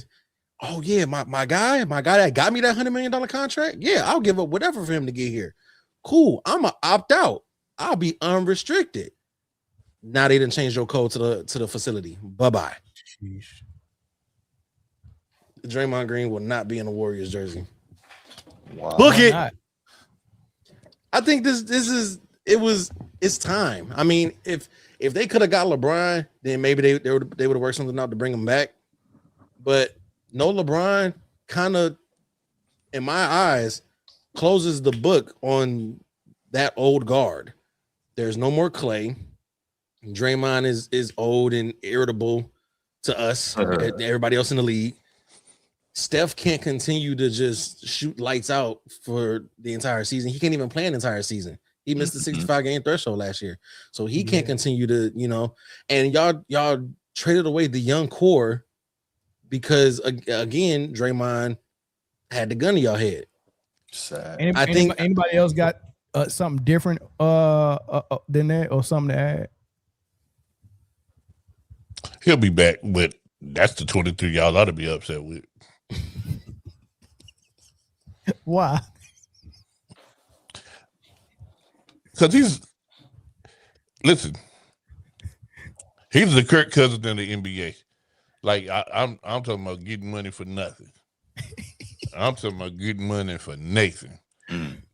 That man, like, name a time where you just said, man, that Draymond Green really showed up last night. I mean, it's been times. I mean, he can hoop. It's just, it's just like, hold on. I gotta go look up his career high. I gotta go do it. Hold on. Time out. Can hoop. Cool. We'll give you that. But he has the attitude of I am that guy. Yeah, he do. And that's a little more than can hoop. Like he really in his mind when he goes to sleep, it's him, Steph, and Kerr, the big three. And he's the least of the three. Right. So did y'all hear that Klay Thompson was asked if he would return to Golden State? And he said that, obviously he don't have much time left in his career and on his deal, but he would be open to it if possible to finish things out. So of course he would. Real quick. Fun fact: Draymond has crossed the 30-point threshold a whopping 3 times in his career. Wow. And 2 of them was in the playoffs. In this era, that's crazy. I think we remember those performances that he had. Like I remember those really stunning performances that he had in that series that they lost. And one of them was Game 7 in 2016. Yeah. He dropped 32 really well. Yeah, he was going off, and they went completely away from him in the second half. I can't figure out what that was about, but because ain't no way in hell you thought Draymond Green was going to be the reason why we won this game. They said we'd rather lose than to give him more ammo. Look, if he was going to work, man, forget that. You got to win. However it has to happen. 100% right. No, they went to halftime and was like, "Damn, this motherfucker might win Finals MVP." Nah, we can't have that. Again. Steph was probably like, "Not again." You thought KD was not again. You thought Curry was crying when KD was about to win Finals MVP. He'd have tore that locker room party. He lost it to Draymond Green. He already lost it to Iguodala. Like how many plays do we do? Terrible. I wouldn't care. I'm just trying to win. Nah, man, hell with that. Okay, it was another free agent they named. They named Kuminga, and getting traded to the Hawks. He played well for the Hawks. Did good in the playoffs against New York. They were the only team to get 2 games against New York, and Kuminga performed pretty well and guard Karl-Anthony Towns pretty well, playing up. Guarding way better than Wemby did. Now he's a free agent. He's looking for some money, and they mentioned that now that the Cavs. They've let Dean Wade go. They let D Wade go. They didn't get LeBron. They got a hole at the 3 spot. Do you like Kuminga in Cleveland? There's also an opportunity that he probably could go and help and replace Tobias Harris in Detroit. What do you like Kuminga between those 2 teams? If he can be a quality scorer, I like the Detroit better because I said it before the playoffs started. Detroit so desperately needs that second guy to help Cade Cunningham. He really needs. So I like him best in Detroit. I think that could be a good fit. If I'm Kuminga, I go to Golden State and tell them, look, man, I'll take a team-friendly deal and get Golden State happy, and then be like, psych, asshole. I would shit on them every chance I got. For real, man, because they did that boy wrong. Yeah, they did for real. But at least they gave him some money on the way out. You know what I mean? Because they negotiated all last summer trying to get him back in Golden State long term, and he didn't. Like, if he was like, if you go give me long term, keep me here, I want to make sure I play, number one. Number two, I don't want you to sign me and then try to trade me. And he couldn't get that type of trust with a no trade clause. So he signed the short term, got the money, and then Golden State did what I thought they was going to do and traded him at the deadline. I knew they was going to do that. Steve Kerr should be ashamed of himself. Nah, what he did to Tatum in the Olympics, what he did to Kuminga with Golden State, what he did to Wiseman at Golden State. And what he did to Jordan at practice. Don't forget that. And that's why he hit his hand with his face. That was crazy. That's why his face bubbling up like it is. Like an owl. All right, DeRozan, y'all. I like that in Miami. I do. That's interesting. It also adds absolutely. DeRozan got more points than most people. That's true. He up there. He might be top 30 by now. Top 35. Yeah, and he's got. I think he's top ranking in mid-range points specifically. Yeah, of course. Yeah, that's mid-range assassin for sure. Yeah, which is interesting because Miami need 3-point shooting. I was just about to say he adds absolutely no 3-point threat. Yeah, but they also need ball handling. Pause. What would Bradley Beal fit with the can he still you know what Bradley Beal fit at home? ER. Thank you. Yeah, Bradley Beal. You need plenty. Everybody needs to learn from the damn Phoenix situation. Yes. Yeah. Getting hurt. What happened to him? He can go sit down. What happened to him? His hip. I think that he wasn't supposed to be like a major centerpiece on a team. I think that he was supposed to remain like a small market star. And once some people get out of that element, it collapses for them. What happened? That man got too close to John Wall and caught whatever he had. He was fine with the Wizards. He went. What happened was John Wall was the real superstar. Bradley Beal came and showed some glimpses and some promise that he could score. Yeah. Right. And the Wizards thought they had a replacement and was like, we can get rid of John and just give the team to Bradley Beal. The team was bad. Bradley Beal put up 30 shots a game and averaged 30 a game, and we got the scoring title, and everybody thought he was a superstar. And they gave him 30. That'd be equivalent to. But everybody didn't think he was, Mel. Do you remember when Shaq embarrassed him on TV and was just like, "You are not a superstar"? No. Who said that? Shaq. Shaq, yeah. Sheesh. He said he said it. I think he said it the same day he told Donovan Mitchell he wasn't a superstar. Oh. Well, you know what? I'm glad you said that, Dominique, because speaking of superstars and who is and who's not a superstar, I don't know how you just manifested that just now. Gilbert Arenas was at the Fanatic. Is that what it was called? The Fanatic? Yeah, Fanatic Fest. Yeah, the Fanatic Fest. And he did kind of a preview of his revamped Gil's Arena show with himself, Josiah, and Nick Young.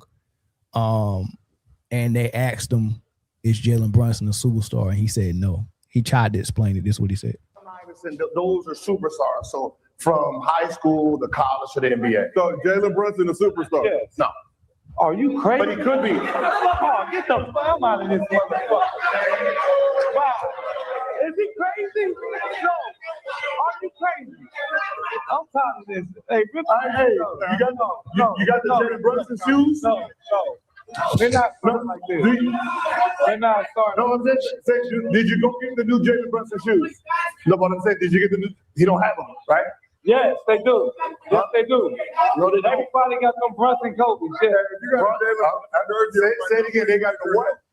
He turned down his own shoes. No, what I'm saying, he has the what shoe? You think if he has the Kobe? Yes, and they the Kobe. But he turned down his own Kobe. He turned down his own shoe to represent somebody else. What I'm saying is a superstar. He got a whole city, the whole city of New York. Just like Curry, right? just like Curry. No, Gil, you just LeBron James as a daddy. He sold $50 million. He sold $50 million in jerseys the day they released it. That is a superstar. So you think Brunson didn't do that? Hey, he said he ain't selling shoe. He ain't got his own shoe. He ain't selling jerseys and all that stuff, man. It's Jaylen Brown. I start with the New Yorker, and then I want to hear from Jay and Bruce after this. Is Jalen Brunson a superstar? Absolutely. I think he is absolutely a superstar. I think that there's criteria that, I have, that I've used for that. And, you don't just have to have a signature shoe to be a superstar, but I do think that going to the finals and winning a finals, especially for a team that hasn't won in the last 53 years. And I mean, I have all the Knicks stuff and you can't get anything. You can't get you a Jeff Hamilton jacket from that title. You can't get any jackets. You can't get all the Fire Knicks championship, even anything from the playoffs, even when they went to the Eastern Conference. You can't get anything good. It's gone, or it's being, resold for crazy, insane prices. But you want to know what you can get? You can get a pair of LeBrons on sale. So don't hit me with Jalen Brunson doesn't have a shoe. Don't hit me with he has no signature shoe, blah, blah, blah. Steph Curry, nobody gave a damn. Nobody was wearing Steph Curry sneakers. Does he even have an endorsement anymore for a sneaker? I don't even think he's with Under Armour. His sneakers sold out. They said Steph Curry's shoe was like Bigfoot. Like everybody say they seen them, but nobody ever seen them. They say they selling out, but I ain't never seen nobody playing them though. I mean, so I think being a superstar it's so many things, and it could be different things for different people. And I mean, Jalen Brunson has cemented himself as a forever superstar. I mean, I don't think you guys realize, anybody shaking their head, Bruce, you shaking your head is insane. Yeah. Being somebody from the East Coast, he's cemented himself. It doesn't matter that LeBron James has gone to the East Coast now, that he's trying to soak up the cold air in on the East. We're not going to get away from, Knicks in 5. We're not going to get away from that title for a while. Bruce, you were shaking your head no. So But just to be clear, the legend behind that title. And we're not talking about somebody who just came and won something as a fluke. Okay. We're talking about a guy who was a 2-time winner in college. Okay. And also an NBA championship with some of the guys that he played with in college. Some of that stuff is just, that sounds great. You're talking about Mario Chalmers won in college too, though. But go ahead, Bruce. Mario Chalmers wasn't the star of his team, and he didn't win a title in New York City. Why not? It hasn't won in 3 years. Why not? Who was the star of the Kansas team when Mario Chalmers won? What I'm saying is Mario Chalmers wasn't the star of his. He didn't win a title as a star of his NBA team. He didn't win a title in New York City. Of course. So I'm just saying it's just the culmination of all of their winning. They're in commercials. They're very much so commercial. Yeah, what I'm saying is the reason why I said Mario Chalmers won in college too, because I don't think that if you're asking if a player on the pro level is a superstar, I don't think his college stuff really weighs much weight. If that was the case, we got to give Caitlin Clark a lot of credit. And she didn't win in college. So but she did a whole lot of damage in college. Clark didn't win an NBA title for college. Hold on, Don. What I'm saying is, I wouldn't weigh the college stuff into whether I'm using that to determine the accomplishment. No, it's not the accomplishment of winning it's not just being a 2-time title winner in college. It's like the whole story of winning with your college, the people that you played with before. Like he's won not just at Villanova with those people, but he took them to the Knicks too, and they won again. So I'm just talking about this. So I'm talking about the story of it. That there's a lot of storytelling around this. So. All right, go ahead, Bruce. My bad. Yeah, I hear everything Dom is saying, and everything she's saying is 100% correct, except for Jalen Brunson is a superstar. I fully understand the value of when you do things in New York City, it's different. Dom knows that. Dom is in marketing and all that. She knows that full well, right? And I tell people all the time, when you do things in New York, it's different, a la Linsanity, right? That's the easiest example we can give. When you do things in New York City, it's not the same as doing them anywhere else. Understood. That said, to put it simply, for me, if you have to ask the question, is somebody a superstar? They're not. If somebody's a superstar, you just know. It's just there. It's just one of those things. Like, you feel it, you know it. Nobody's taking away from Jalen Brunson being an incredible player.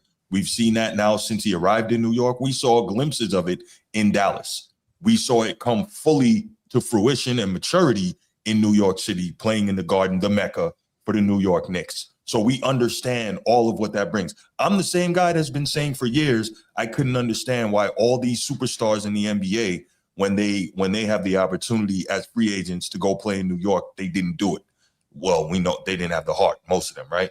So it's a different thing. So I get all of that. He is great, but a superstar, for whatever reason, there just seems to be something missing. And it's not just what you do on the court, it's all of it. It's the off the court, it's the feeling that you create in people. And I don't think for whatever reason that's quite there. I mean, I can't make it any simpler than it's the same thing to me, like the Hall of Fame argument. If you have to ask, then the answer is probably no. That's how I see it. So both of y'all bring up points that I think I think a lot of people share those same, like, because what Bruce is saying is like you got to feel it, and I think as a basketball player, you also kind of entertain, and you also like connect with people on a deep level with whatever you do or however your aura is. And it sounds like Bruce is saying Brunson don't have that aura, but as a player, he's actually doing all the things that we want superstars to do. He's actually a superstar player. Yeah, he don't have the aura for some people. And what Dom is saying is, he's done all the things that superstars do. The reason it's not that hard for me to kind of determine if someone is a superstar is because I actually was like, let me think about what a superstar is. What does that mean? And I went through all the possibilities, and I've heard everybody what they say, and I just have a criteria I use that I can evenly distribute and apply across the board to every player fairly. And if they meet that criteria, then they are a superstar. And my definition of a superstar is any player as the number one option on a team that can carry that team to success, either winning a championship or success, whether you're always in the mix, like a John Stockton and a Karl Malone. So your definition would say John Stockton is not a superstar because he don't have the aura, just like Brunson don't either. But you're saying Karl Malone would have that aura, and he is a superstar. Well, John Stockton was a superstar, but as Scottie Pippen was as well. As great as Tim Duncan was, do we feel like he was a superstar? Yes, he was a superstar. Here's the thing, right? For you, Bruce, it's emotional. Well, obviously, I value what the player can do between the lines. I think that's first and foremost. But I think there's more to it. Like, we look at Wemby. When we agree, I think we can all agree Wemby's a bigger star than Jalen Brunson. But that's okay, bigger star. But why does that mean he's not a superstar, though? So I think we agree that Wemby's a bigger star than Jalen Brunson, but I don't think that means we can say Jalen Brunson's a lesser superstar, but I do think he's a superstar just off of what he's done for this historical title. And I don't know. I just think I think Shai Gilgeous-Alexander's a superstar. I think guys who win championships are superstars. Yeah, he's not a superstar. That's what I think. Guys who are first options on teams that win a title, I tend to classify them as a superstar. I hear you. On between the lines, sure. What's up, Jake? There's a few things going on here. Number one, is Jalen Brunson a superstar? Yes. I think what Bruce is saying he's lacking is that whole rock star. He ain't that. He ain't. I disagree. He ain't that. You know what I'm saying? You see him that way in the middle of Utah or Kansas, like they did Mike or LeBron or Kobe. Jalen Brunson is a stud, and I think that he's but I don't think that though, Bruce. Have you seen all of his commercials? Well, hold on, let Jay finish. There are so many. There's so many. Hold on. We're gonna let you get back in. I want to hear Jay out. So with the aura and all that, that's like that rock star that the stuff that transitioned off the court. I think superstar, you are a superstar in your field based on what you do in your field. Okay. You know what I'm saying? Like, so all the other stuff, you know, that's, you know, rock star crossover and all that. And I don't think he's reached that level yet. And not saying that he can't get there. But it's funny, though, that he won a championship in New York City in the 4 years that he's been there. So if they miss the playoffs for the next 4 years, he's still a superstar. He's still a all that to you, Dom, correct? Quick question. No, he was asking Dom if he don't win again and they just average, he's done enough in your mind to say, yeah, he's still a superstar. Oh, he's a legend.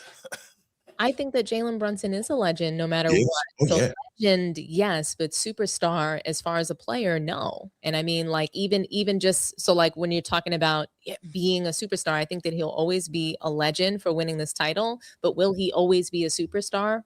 I don't think that we can call him always being a superstar if his team is not being successful. I don't even like, I mean, I wouldn't. I know that other people would. So like LeBron James can be knocked out in the first round or not make the playoffs and he's going to still be a superstar. I think we all agree that like he's considered a superstar even now. Well, I think so that's what I meant about the rock star thing though. I think LeBron's fame and celebrity has gone so high that if he never played basketball again or whatever, he'd always be a superstar. Because the rock star part of it had surpassed the skill portion. You get what I'm saying? Like I do. I think Jalen Brunson will always be a hood star. So if he never does anything again, he'll always be a star in New York. For sure. So the weird. Well, he perfected his craft though. He perfected his craft on a superstar level. And if his team stop having success, it might be a explanation for it. What if he loses Karl Anthony Towns for the season and the Knicks aren't as successful? Sure. That's understandable. You know what I mean? So sometimes superstars don't perform or don't lead their team to the type of success for certain circumstances happening. And then sometimes you pass your prime and you just can't do it no more. And what's crazy is how results don't even matter on how we judge players looking back. We take results and put them against expectations. So the fact that the expectation was the Knicks will never win, and the fact that Jalen Brunson won there, he's a legend. Yes. But LeBron won in LA, and y'all said this shit was a failure. Yeah, he didn't win in LA though. But he didn't win in LA though. That bubble don't count. But also, I didn't say so. I didn't. When you look back in the history for 2020 NBA champions, it's going to say the Los Angeles Lakers. So a lot a people like to say Jay, that the 1999 Spurs championship don't count because it was a shortened season. I'm sorry, I didn't hear you. I was talking. What'd you say? I didn't say that though, Jay. So no, I didn't say that his bubble title again. I said a lot of people. I'm saying what happens is what happens is people measure expectations mixed with results. The results, the playing results is they each won one championship. The expectation is the same. No, it's not different.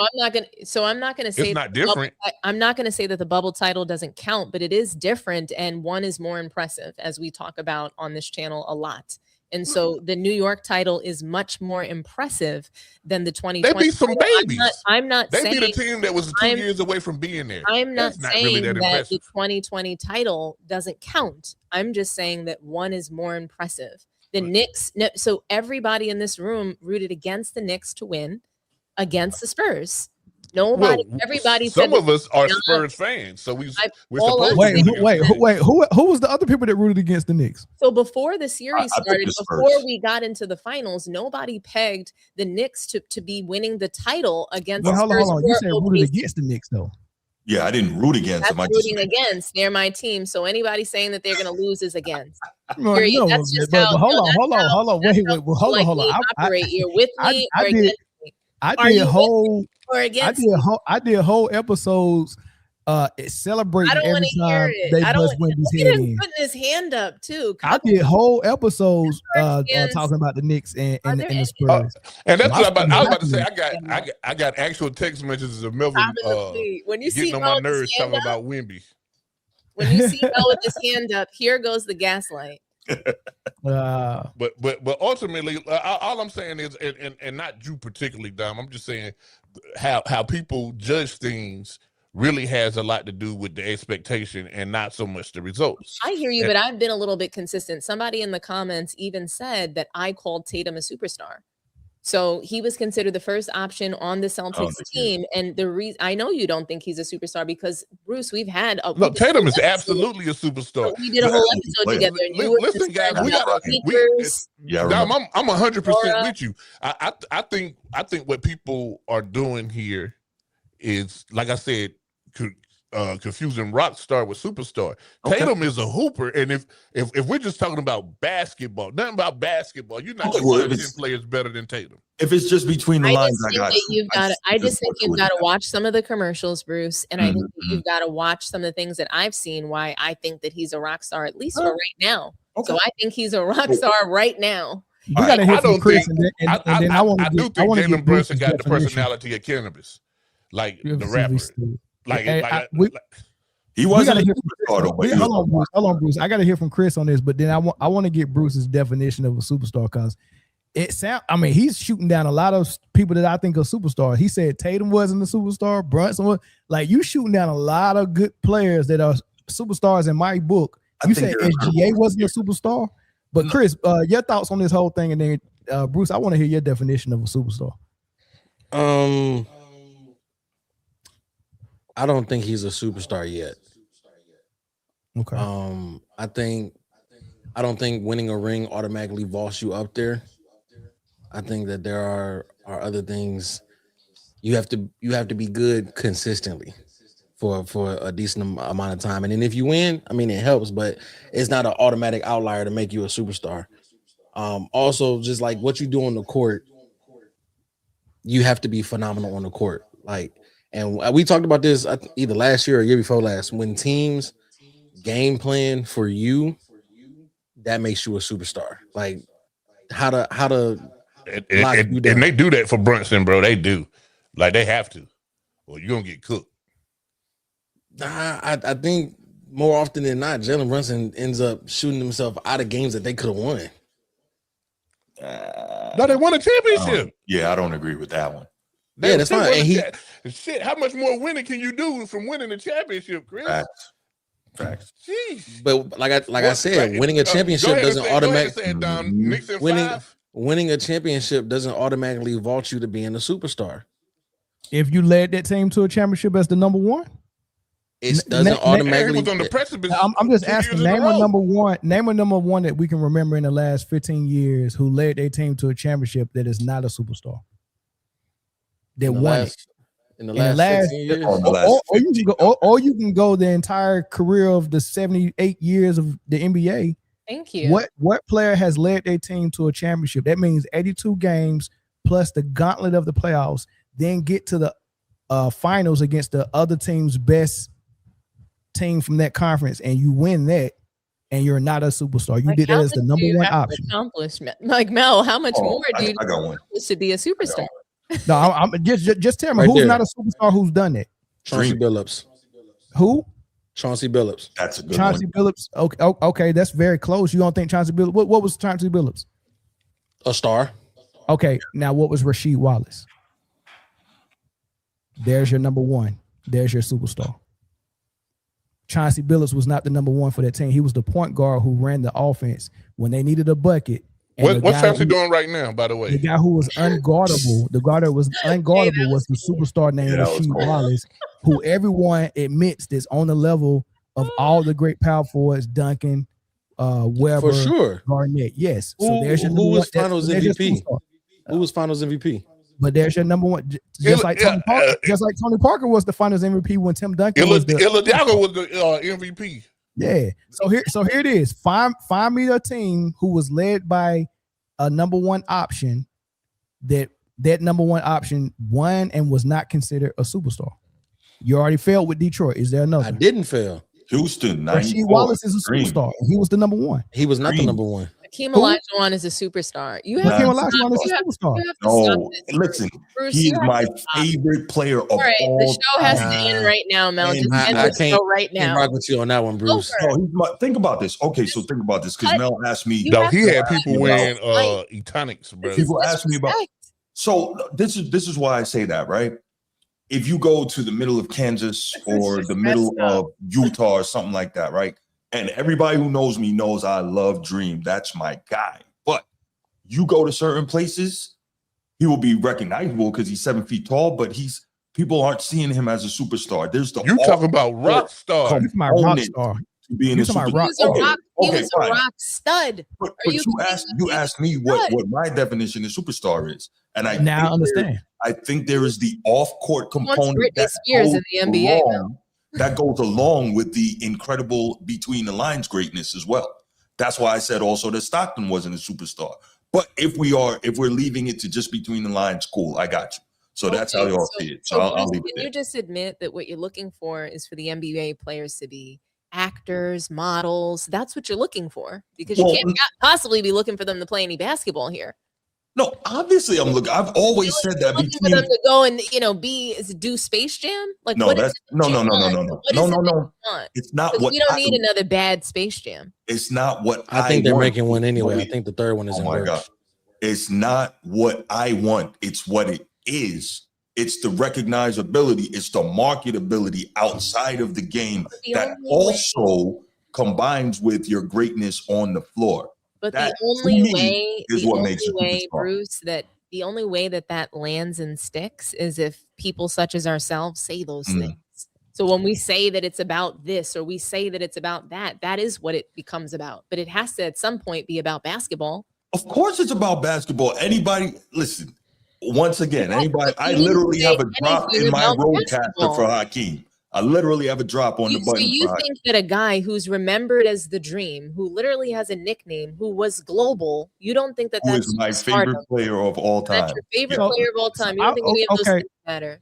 So now I understand what Bruce's definition is, and he's saying that the combination of your basketball mastery along with your global pop reach culture phenomenon, influence, so marketability. He puts those two things together. So now that I understand what your definition is, okay, cool. Now all I can say is I think different. So we got different definitions, right? But I understand your definition, so I can move forward and understand why the guys that I think are superstars, you don't think are superstars. But I understand your definition. I don't need us to agree.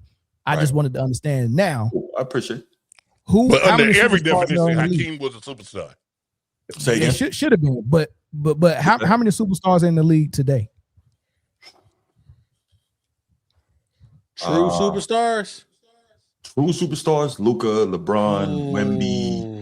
No. So now Luka's a superstar. So Luka's a superstar, Bruce, to you, but not wow. Well, we see. Listen, he's not one of my favorite players, but we see the work he's doing. He's a superstar, but not Jalen Brunson. Because we you see have where got he. To be kidding me. I guarantee you, Luka is all right. Cool. See what's happening here, though, Dom, is again because you have made it clear you're an unabashed Knicks fan. Respect, dude. It's not about being a Knicks fan. I just told you that I agreed with Mel's assessment that anybody who's won a championship title in the last 15 years is a superstar. Not anybody, but the first option of that team. I think at least for the moment they are a superstar. And I consider them, I still consider those people superstar players. So Jokic is a superstar? Jokic is a superstar to me. That's Absolutely. Crazy. That's and he's crazy. spoken of in the media as a superstar, and he gets superstar treatment. I don't see any difference between him and other superstars the way that he is treated. He gets to control his team. He gets decision making. He gets to decide who the coach is going to be. That's superstar treatment. Okay. I'll tell you an easy way to figure out if a player is a superstar. If that player was to announce their retirement, if they left the red at the bottom of ESPN during the whole announcement, that guy's a superstar. If they just flash it, that guy's just a star. I'm gonna end this. I'm gonna end this so we can get to the last topic. But I want to say this one thing. We know what all-stars are. If you make an all-star, you're all-star. All right. And we know what perennial all-stars is. That means you're making it every single year. So let's just take this year, 12 on each team, East and West. Out of those 12 guys or out of those 24 guys, I would probably say at least 15 of them are perennial all-stars, which means they're going to make it every single year until they pass their prime. Mm-hmm. Out of those 15 all-stars, those are the 15 guys you got to choose and decide which one are superstars. So out of those 15 guys, you got people like Jokic, Luka, I think Brunson, I think SGA, Kawhi when he was healthy, Embiid when he was healthy. Who else? I mean, I'm missing some guys. Jaylen Brown, Tatum, Jason Tatum. That's 8 right there. KD, but KD, but he's past it. KD and LeBron and Steph will pass their prime. Spider, no, I think Spider is an all-star. I don't think he's a Spider be all-star every year almost. That's true, and he is a number one that has led his team to success continuously. Continued success in Utah. They've been about to marry Coco Jones. Continued success, and you know what? He's a superstar. Coco Jones, give it to him. Yep. So, but when it comes down to it, I think the top 10 to 12 guys in any given year are your superstars. I think it's between 10 and 12 every year that are superstars, and some of those guys go past their prime. They're still superstars, but past their prime, and those, some guy might slide into it. Like I think Dame is out of it now because of injury. I don't think he's a superstar anymore. But you get guys like SGA sliding in. You get guys like Brunson sliding in. Well, let me ask you this though: is there another list of superstars for like the next generation? And what I mean by like that is like kids by a whole lot of LaMelo Ball, LaMelo Ball, and Anthony Edwards, and John Morant jerseys. Are those like not based off of play, but based off of like that pop culture type deal? And that's why superstars. And Jay, and you're right, and that's why when you gave my definition of a super team, and you said 3 superstars in their prime, I corrected you and said 3 proven superstars in their prime. Yeah. I think LaMelo Ball has superstar talent. He hasn't proved that he's a superstar. Yeah, but I'm saying, but based off of like culture and jersey sales and stuff like that, he would meet superstar, but off the court. He would meet Bruce's 50% of what a superstar is. He would meet Bruce's halfway. But in Bruce's eyes, I don't think he think LaMelo Ball is a superstar on the court, but he would meet that rock star level off the court. Okay, and I just brought that up for understanding, like, you know what I'm saying, like, and then you see young kids, like what they're looking for is a lot different than what we're looking for as well. That's true. One more quick thing. One more quick question. This is for Mel specific. Well, anybody. Do you think you could be a superstar and you can walk around somewhere and not be noticed? Like somebody would know who you are. Yeah, if you 5'11" or 6 foot and look like Jake from State Farm or Bob from Accountant. Yeah, John Stockton was on the Dream Team walking around Barcelona. I remember. That's right. And no one knew who he was. Okay. Right. But if you're 7 foot, like a 7-footer that's not a superstar cannot walk right there. They're gonna look and say he play basketball. Who are you? Yeah, do you play ball? Yeah, no, who are you? I'm just thinking. I'm pretty sure that he can walk around. Just to speak on that, be recognized. Yeah. There was a girl that just told T-Pain maybe one day he'll be as big as her. She didn't know who he was. She didn't know who T-Pain was. Right beside him. Pissed me off. Okay. Yeah. So just because she didn't recognize him, does that mean T-Pain not a superstar? Well, I don't mean just one person, but okay. But what I'm just saying is that whole generation after us, man, I don't know what the hell they know. You're right. Right. All right, last topic, y'all. We probably can do this one a little quicker than all the other ones, but it's an interesting topic. it's WNBA and Madam it's Bucket. Caitlin Clark. Yeah, Madam Bucket. Let's call her that. Well, she's had a really, really good 3 last games. Yeah, and nice her season before these last 3 games have been up and down. Decent. Average, maybe slightly above average. And she had that one game where she broke for 32 and hit a game winner. But for the most part, her game has been she missed some time with injury, and her team actually played better without her. True. She was up and down, and her play was so average that her fan base had nothing else to talk about except who fouled her, who's jealous of her, and all this stuff. You can tell when she's not playing well because they talk about everything but basketball. But the last 3 games she's been playing pretty well, and one game she had 45. I think she had 29 last game and 17 in the second game. But it's been wins by a lot of points, and she's playing pretty good, right? But they've catapulted her into the MVP discussion. Her team is like maybe 4th in the league right now. They're on a win streak, so they're top 4 in the league. And I don't really like to put people in the MVP race that is below the top 5. But she's at the number 4 ranking, so maybe there's an argument there. Do you think that she have a real legitimate case right now to be in the MVP discussion? If so, where you got her on the ladder? Oh, I'll start if everybody will be quiet. Let's go with no. Here's why.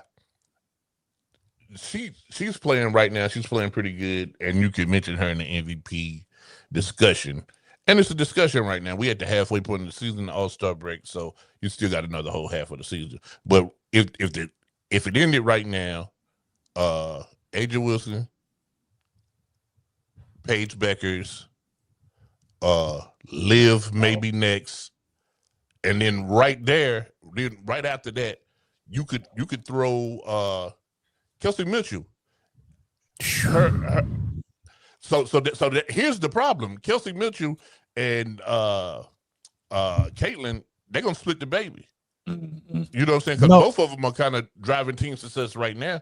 So not with that fan base she got. The baby would never be split between Kelsey and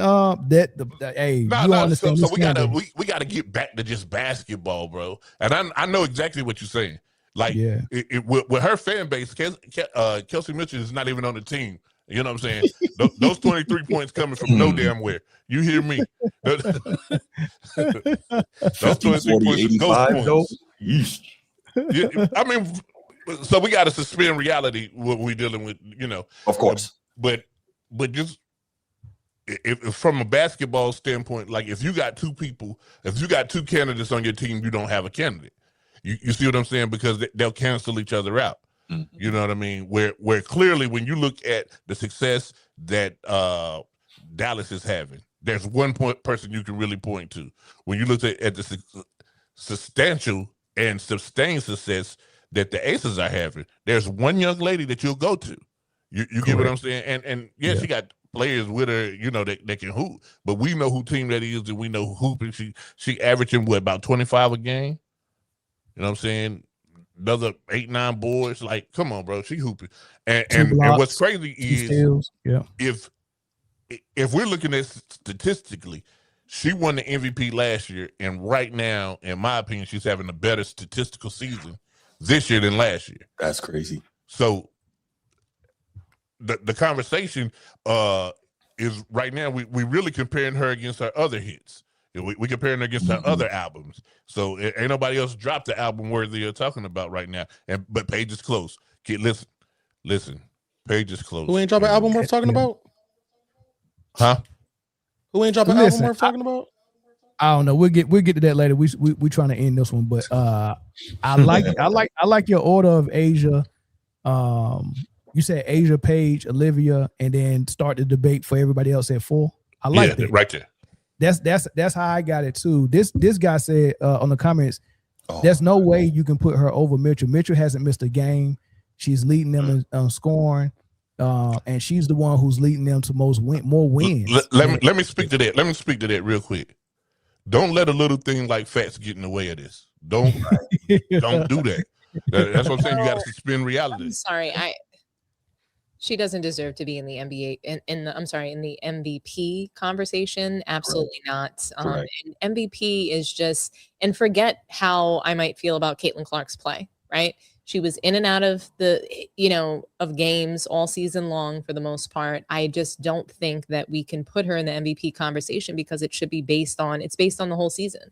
So we can't say, oh, well, we saw her play great in 3 games, so she's now an MVP candidate. I think that she needs to be in that discussion for, that media machine to work and to continue, right? But I don't think she deserves that. I'm happy that Caitlin Clark played better in those 3 games because we need to see something for all of the media hype that she gets and for all of the ridiculous narratives that we have to listen to. I mean, think about it, guys. She's in the MVP conversation after her play this season. This season was not, it wasn't a good season. Okay. And I agree with your lineup, Jay, a lot. I really love Olivia Miles for MVP. I love her being put in the conversation. But she won't win it though. I don't agree with her winning it over Asia Wilson. Yeah, runaway rookie of the year. Running away with it. Yes, runaway rookie of the year. But I like Caitlin Clark has just not shown. I mean, she's not the best person on her team, but she's the MVP. I mean, but that's the thing though. When you think about it, throwing in the conversation right now, like sure, but to steal someone's thunder, the list is fluid. You know what I'm saying? Like, I hear you, David. Somebody put up a comment saying that I guess Mel has been really critical of Caitlin Clark as he should be. I would hope so, given what we have to listen to. But Congress. Yeah, Congress. But I mean, he said he was just like, Jake equality. So Jake equality feels like, Caitlin Clark, we're just out here calling her average. And when you rank her up against the other superstars in the league, she is. So she's average when you look at her next to Asia Wilson. She's average next to Nafisa Collier healthy. She's average next to Olivia Miles as a rookie right now. So Olivia as a rookie, Caitlin Clark is average. She can do all the things that people accused her of not being able to do. She's proven us wrong. She's gone left. Olivia Miles has done everything. I mean, she is deservedly so being placed in the MVP conversation. Does she deserve it over Asia? No. Caitlin Clark doesn't deserve to be an all-star. Before Chris and Bruce go, I'm gonna make a couple of points. One, I do like the point that Kelsey Mitchell is actually leading the Fever this season to more success. So it's kind of funny to have Caitlin jump her as an MVP candidate. So that's weird to me. However, I will point this out. If the top 3, and 2 weeks ago, my Olivia Miles was my number 2 behind Asia, and Breanna Stewart was number 3, and Paige was number 4. That has changed because the Liberty keep dropping games. Paige is playing phenomenal, and Olivia had a couple of down games, and then she missed 2 games, and now Nafisa is back. Wow! And she's taking over. She's taking over. Like Liv had a very quiet game, of Nafisa's first game back, and there was a lot of Courtney Williams doing 2-man game or 2-woman game with Nafisa, and it was I was like, oh wow, they chemistry just clicked like that. And I think that's going to take away a lot from Olivia. So she's going to drop. I think I got now Paige number 2 and Asia number 1. And what's going to happen is Liv is going to drop. All the Indiana Fever fans or the Caitlin fans is going to act like Mitchell don't exist. And Breanna Stewart don't have a strong case. So Caitlin's going to be in that top 3 for MVP. That's even though she's just like, to me, she's a bottom point guard. I don't. I won't go there for. Yeah. I just don't. I think she's the least of all the starting point guards. So when I take a look at every starting point guard on every team, I would say that they are better than Caitlin Clark. I wouldn't go there for. But I respect it though. I wouldn't go that far for sure. I saw Erica Wheeler. Oh, Erica, she when I saw what Erica Wheeler did to Caitlin Clark and how she embarrassed her recently, okay. So I'm gonna pull your move here, Mel, and I'm gonna give her a little grace, a little bit, and point out that Caitlin Clark is having career year in points, career year in field goal percentage, career year in 3-point percentage. So there's some improvement there, just under her career average in free throw, right? So not having a terrible year, and the turnovers are down slightly, still terrible, but down slightly, right? From, I think, averaging 5.5 coming into this year in her first 2 years, 4.7 this year. So little bit of improvement, right? I know. I'm just trying to be objective here. That said, no, she's not an MVP candidate. Has she had some great games?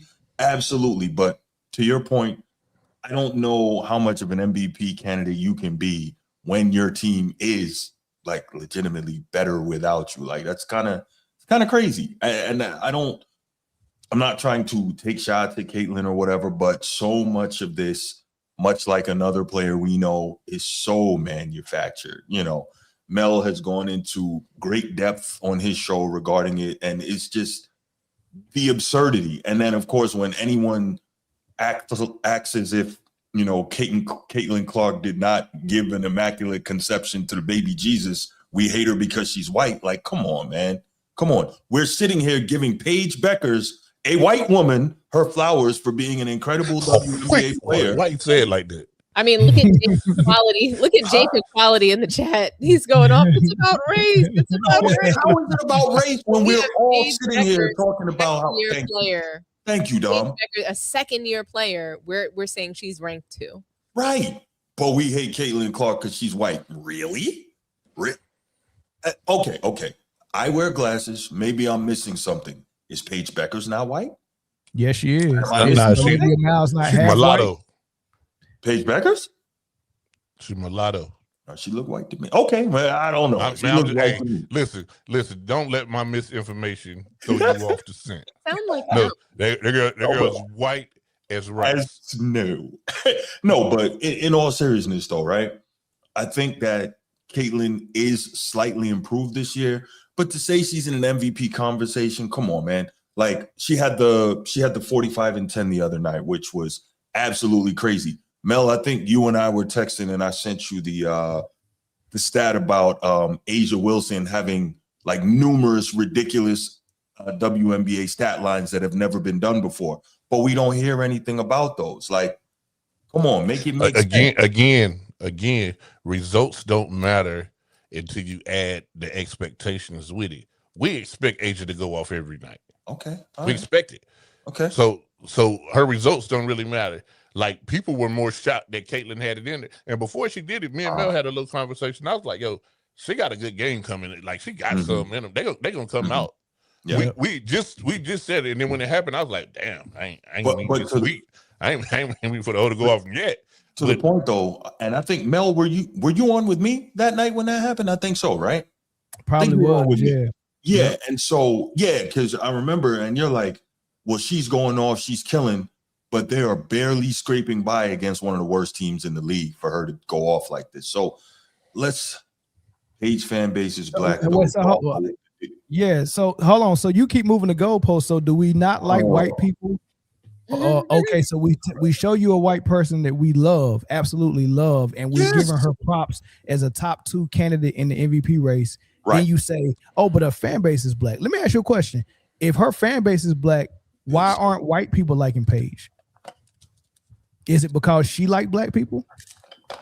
And, and not for nothing. No one is saying anything negative about Caitlin except she's not what you thought she was.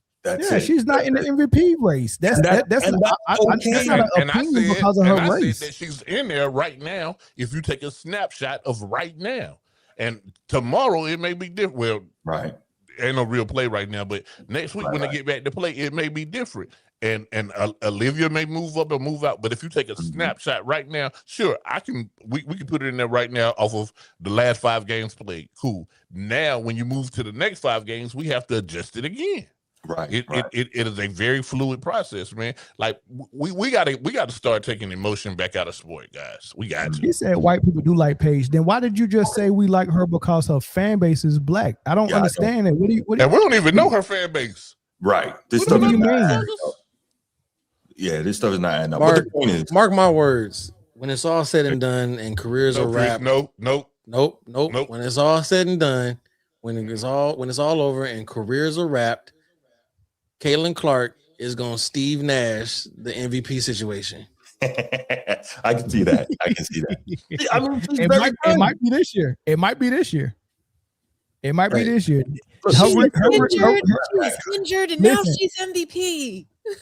Let me look up what was her rookie season record. They wanted to give her the MVP her rookie season, and I think they finished 500. I think I did. Didn't they get the number 1 draft pick again after her? No, they didn't. No, but they was in a lot. They got no, they didn't get. They made the playoffs when she was a rookie. They made the playoffs, but they was 500. Yeah. So you want to give a 500 ball club? The person that was leading that team, MVP honors when she remember her first beginning of the season was so horrible. Right, it was so horrible, and then she came on after the All-Star break because remember all the girls went to go play in the Olympics. Caitlin stayed back, got rest, and then everybody came back with tired legs, and Caitlin was fresh. And she went off, and it was like, oh, MVP. I'm like, what? For half a season? Like, okay, you look good for half the season, you look bad for half a season, and you finish 500, which makes sense. Bad and good, 50% bad, 50% good, and you finish 500. That makes sense. That's not the most valuable player. So they almost gave it to her with a 500 record. Right. You know, with this top 4 record, if she's able to finish strong, she's going to be heavily in that MVP discussion. Trust me. Well, that's can I give y'all a little fun fact real quick? Yeah. So I'm just doing a little scrolling on ESPN, right? And I'm going through all the league leaders and turnovers in the WNBA, and I did the last 12 years, right? Sheesh. Just looking at 2014, nobody from 2014 up until through 2023 averaged over 4 turnovers a game. Caitlin Clark comes in 2024, leads the league 5.6. 2025 leads the league 5.1. This year leads the league 4.7. That's crazy. You got an echo coming in from somewhere, Chris. What you got on? It ain't me. It's somebody TV. Okay. Yeah, the turnovers is amazing, but remember, they're going to ignore that just like the turnovers don't exist and Kelsey Mitchell don't exist. That's the only way she gets in the MVP discussion. But let's move because since we got Jake Equality on here who wants to make it about race, I just wanted to. It was a conversation me and you had, Bruce. Remember the guy that was on Twitter talking to me about how Caitlin Clark is she's a right winger and all of this stuff. And I was like, actually, all the stuff that y'all think Caitlin Clark represents, she don't represent. She really has a best friend who's on the LGBT side, and y'all don't like that. Caitlin has no problem with that. She's open, she's lenient on all of that stuff. She just stay quiet about it. And y'all represent all this hating this group, hating that group. She loves all of those groups that y'all hate, and y'all think she represents y'all, but she don't.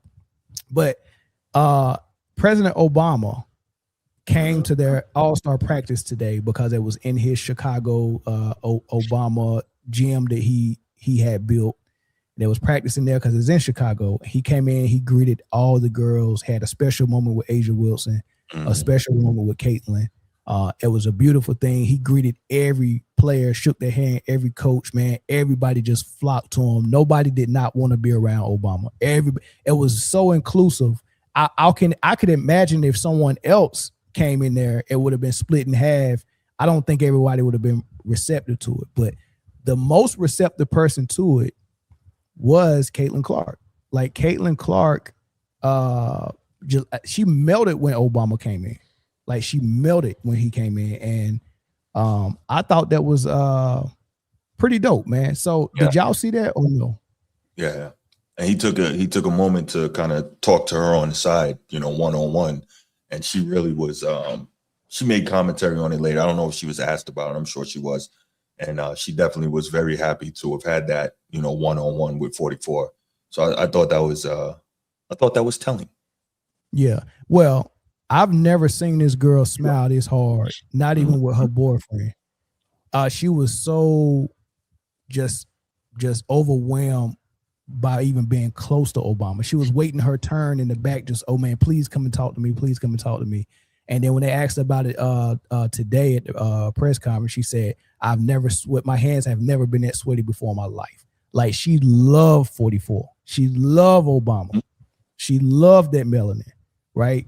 So I just want to kind of let y'all know, all of these people who were liking her for political reasons. I just want y'all to know that she's with us. Like we're adopting Caitlin Clark now because y'all didn't know how to take care of her. Y'all wasn't good stewards over her. We're adopting her. She's ours now. Right. And she's always been ours. So we're adopting her. I just want y'all to know that.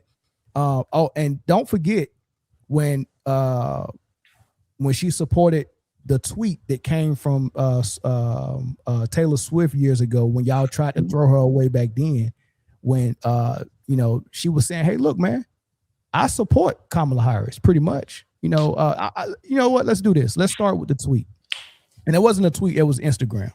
Let's start with Taylor Swift when she said, I will be casting my vote for Kamala Harris and Tim Walz in 2024 presidential election.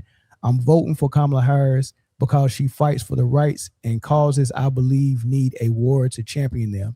I think she is a steady-handed, gifted leader, and I believe we can accomplish so much more in this country if we are led by calm and not chaos. I was so heartened and impressed by her selection of running mate Tim Walz, who has been standing for LGBTQ plus rights, IVF, and a woman's right to her own body for decades. 11.6 million likes. Caitlin Clark was one of those likes.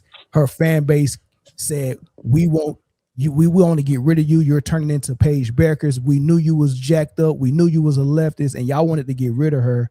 And y'all asked her about it at the press conference, and she said, look, man, I'm not going to lean and give y'all what y'all want and tell y'all who I support. She said, I have this amazing platform, so I think the biggest thing would be to us can encourage people to register to vote. And then if you go down to the second paragraph, that's the biggest thing I can do with the platform that I have. And that's the same thing Taylor Swift did. Continue to educate yourself on the candidates that we have, the policies that they're supporting. I think that's the biggest thing you can do. And that's what I would recommend to every single person that has an opportunity in this country. She's leaning left, y'all. I don't know what y'all thought y'all had, but this ain't it. Right? Y'all can't turn her into a hater just like y'all are haters. Go ahead, my bad. Number one, Mrs. Kelsey's original Instagram post was amazing. I liked it every time I see Taylor Kelsey. Shout out to Travis. Yeah. Did she change her last name? She better. He probably changed his. Travis. No, she's not doing that. He probably changed his. But number two, I got a text from my doctor. His name Umar. He said she does not belong to us. I don't know what that means. Who said that, Dr. Umar? Yeah. I'm so stupid. All right. Anyway, y'all thoughts on her admiration for Obama? Swag. I think there are a lot of people who admire Obama because he's personal. He can connect with people, all types of people, not just black people. He is a person who, despite what some people want to push narrative wise, and I don't like to get into politics, but he is a person who generally believes in bringing people together and has always tried to do that. And I think it was cool that seeing everything she's going through, all the pressure and all that, just kind of telling her, hey, you're still young. You got time to figure it out. taking that moment that he didn't have to take. I thought that was really awesome. And clearly, you saw how much he appreciated that. He acknowledged that. And of course, he's a mega basketball fan, so he sees it. And he probably, hopefully he told her, hey, chill on the turnovers. I hope he did.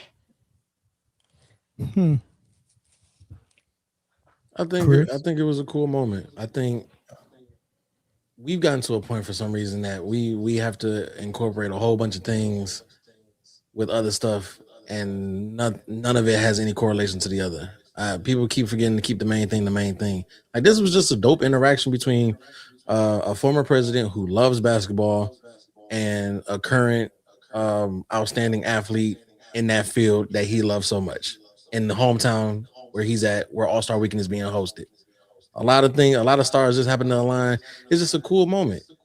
It doesn't necessarily mean that she is more far left, far right, right on the aisle. She is. But what does that matter though? None of that matters. It don't matter. Is noteworthy because there's a political side that is that has an agenda against the other side, and they're using her as an avatar to punch back at the other side. And I just think it's funny and ironic that she ain't even with y'all. Like that is funny. And here's this dude right here that's trolling the comment section, who is very kinky because he said the dude in the yellow hat is going to fuck and dominate my girlfriend. Why would you want me to do that? Yes, that's what that is. I had no idea what that meant. So basically, he's a cuckold, and you want BBC in your house somewhere with your girlfriend, and I don't do Hey, that. this is Rashad McCants, man. I'm not down for that. I don't know why he wants that. Why would you even want that?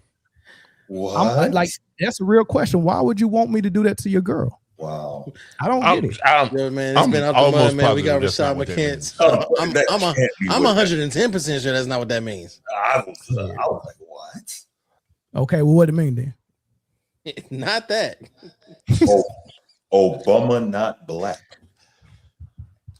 Who's Obama? That's man. You know what, man? We got Rashad McCants. I have nothing to do with this going as far left as it's going. I just want everybody to know. I get you far left. I see what you did. All right, let's end the show real quick, y'all. Brittany did text me and she wanted to call and comment about the Philly stuff. So we'll get through this part, and then we'll let Brittany call in just to give her thoughts on her team and LeBron joining, and then we'll end the show. But here's the other thing that I kind of wanted to bring up, and there's like lists floating around online already about the Olympic team for the women in 2028, and of course they got some of the obvious choices with Asia Wilson, Brianna Stewart, Nafisa Collier in their school. Kelsey Plum, question mark for that one, and Jackie Young, maybe question mark for that one. And then the rising stars behind her: Paige Becker, Caitlin Clark, Angel Reese, Aaliyah Boston, Juju Watkins. There's a couple of names I think that is missing. I want to see Olivia Miles possibly there, and I want to see Kelsey Mitchell there as well. So that the Jackie Young and the Kelsey Plum, maybe not, but Jackie Young is a scorer off the ball, so maybe Liv might have to be the odd woman out on this one. But I show you that list just to kind of jog your thoughts on 2028. You kind of look ahead, but with this caveat, is there a possibility that the toxicity that is with the fan base for Caitlin Clark is so toxic against women of color and queer women that you think that they're going to Isaiah Thomas her, and some people will say, if she's on the team, I won't be there? Do you think there's a potential that some people will sit this one out because Caitlin Clark fan base is going to be that toxic? Oh, crazy. I wouldn't think so. 2028 is still 2 years away. I'm not sure her fan base won't turn on nobody. Mm-hmm. I thought it was cute that Caitlin Clark and Obama had that picture. I just think no matter what, party you're on, most people find Obama to be likable. I think whether she's left or right, I think that the people like Obama. So, I think it's wonderful. But I think her fans they're going to suspend it. You guys ever hear of like literary suspension? I think they're going to just suspend the fact that she has this photo with Obama, and they're not going to, no matter what she does to be in support of, Black people or the left or whatever, no matter what she does there, that fan base is just, they're not going to let go of her being this, Midwestern, middle America, straight white woman. They don't want to let go of that narrative, no matter what it is that she thinks. They want to make it about other people hating her because she's a straight white woman.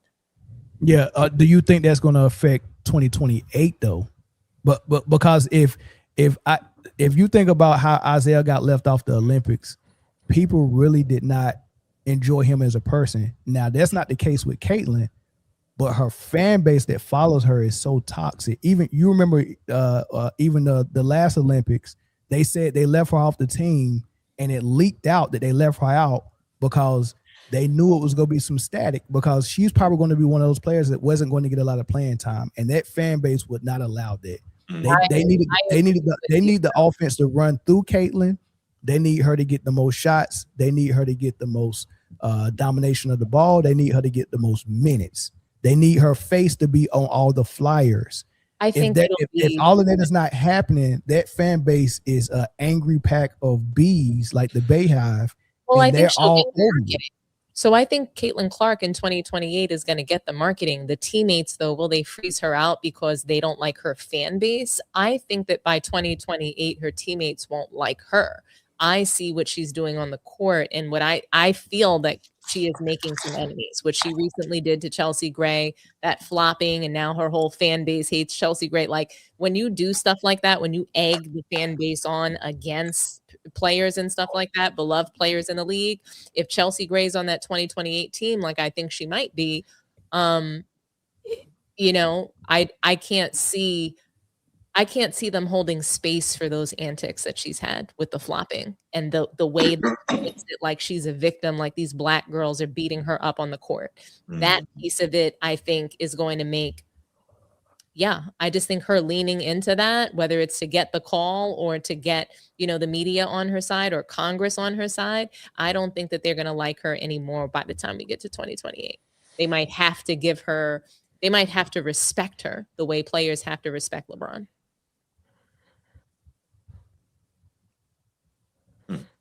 Bruce? No, I think I agree with I pretty much agree with what Dom said there. She made a lot of good points. I think it's tough. I think I'm pretty much in line with Dom. I don't have any pushback on that. That's all right. Any other thoughts? She'll be in the Olympics because she's a Nike athlete. Oh, there's that. Yeah, I get that. But if you are a woman of color who is also queer, and you know what's going to happen with that fan base when she's on that Olympic team, like I explained, the offense has to be hers. She has to get the shots. She has to be the point guard.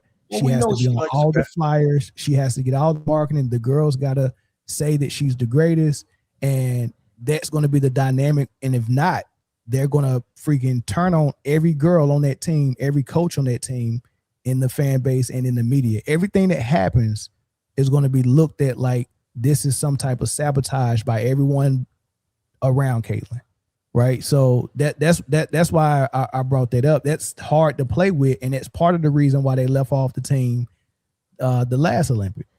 Is that going to happen again, or do you see people saying, "Yeah, I won gold 4 years ago. I'm not like Asia Wilson. She got 2 gold medals." Do you see her saying, "Nah, I'm good. I'm gonna stay home with Bam"? Not unless she's pregnant. Yeah, it might be one of them 6-month deployment Navy pregnancies. Or they might I can't manufacture participate. it. I'm pregnant. Then when they come back, they're like, "Hey, how many?" I ain't pregnant no more. They might manufacture it where Caitlyn maybe she can't make it to the 2028 Olympics. She's injured. She can't, put herself through that. Like the 3-point contest? Like if they don't want to play with her, like if that I think it would be a thing behind the scenes, not openly, and she would put it on herself to protect, that they didn't want to play with her.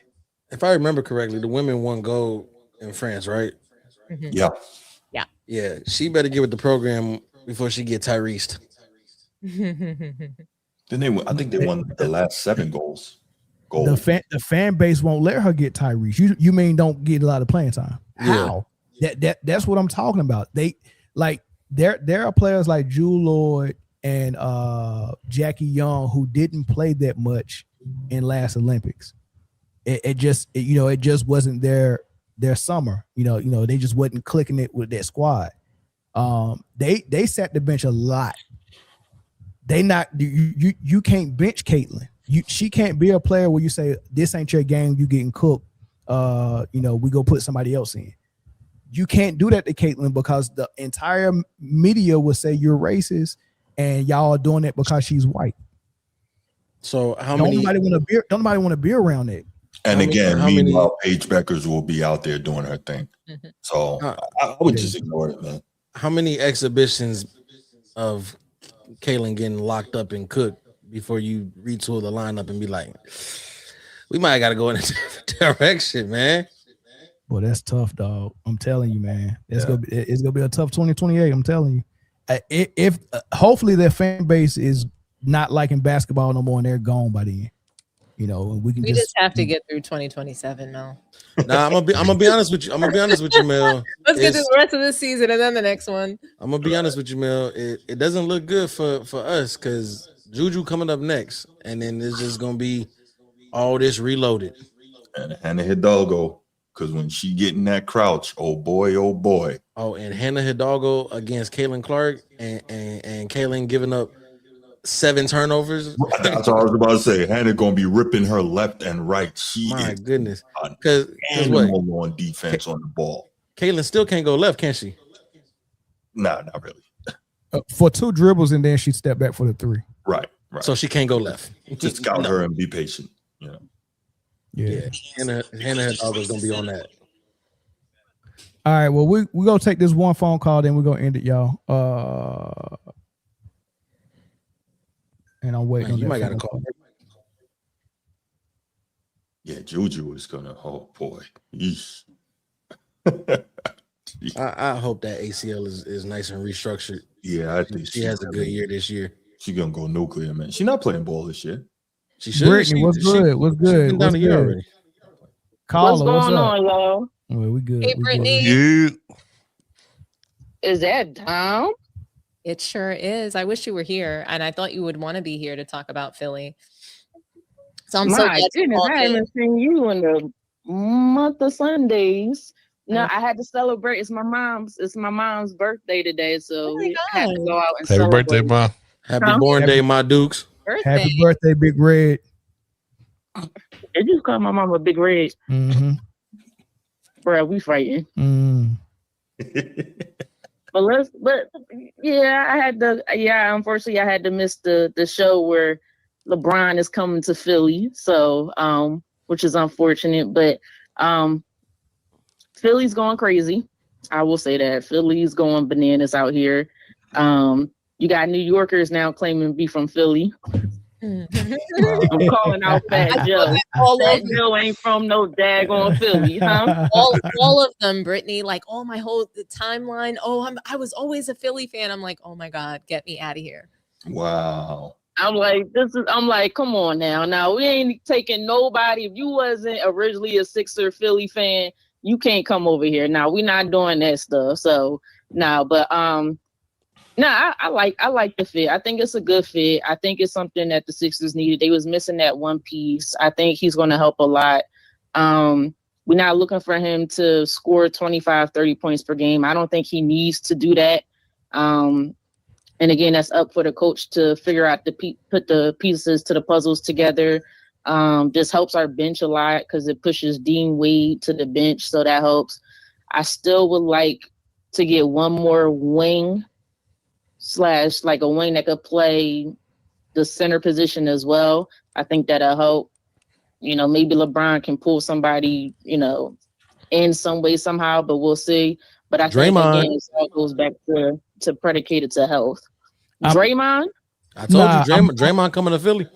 I know. I'm hearing Caldwell Pope is trying to get bought out of his contract, and he's supposed to go join. He can't play center. I heard that as well. So, he can't. He's not going to play center. But that would be a good addition to see how that works there. So, I think it's all about what's the coach going to do. That's my biggest question mark is Nick Nurse. So that's my biggest question mark because I haven't been too satisfied with him lately. So, but the city's up in arms. Let me tell you something. I'm gonna say it right here, right now. Because everybody knows how I feel about LeBron. I'm not a hater, but I'm not his biggest fan either.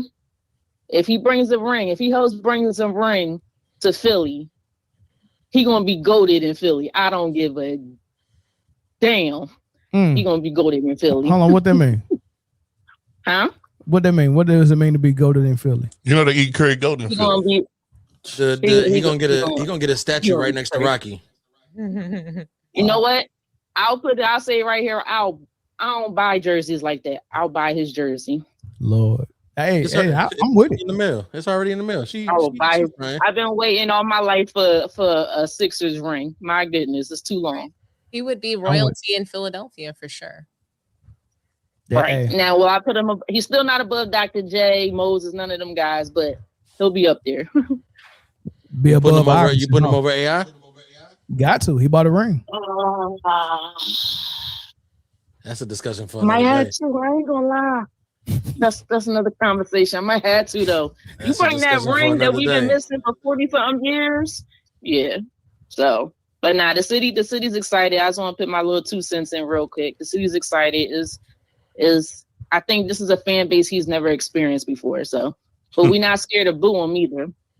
Go my behind. Of course you don't play right, we're gonna boo you. I know. So be ready. The first time he don't get back on defense because he crying to the ref. Boy, Wells Fargo's Xfinity Center's going up. I was saying absolutely. The minute he doesn't run back, look what they did to Ben Simmons. Go crazy. The Philly fans are worse than New York fans as far as how fast they will tear your ass up. Boy, Ben Simmons ain't been right. Hold on. Ben Simmons ain't been right since. There's a Philly rule here. We could boo our players. Y'all can't touch them. Hey, check this out though. That wing that you're looking for, y'all can get him for very cheap. His name is Ben Simmons. Oh. Wasn't he supposed to be the next LeBron? Call him. I mean, it depends on what type of shape he in. He's gonna have to go on an apologetic tour in Philadelphia first. What does he gotta apologize for? Chris, you talking? You on yes, what does he have to apologize for? Until you signed Durant, we're not talking about Ben Simmons right now. What does Ben Simmons? You got to tell me what Ben Simmons has to apologize for. About what he did, and everybody know about what he did in Philadelphia. I don't know nothing he did. Damn apology tour. He asked for a trade. He knows it. He asked for a trade. And he knows it. So because Doc Rivers, the team, and Philadelphia turned on that nigga.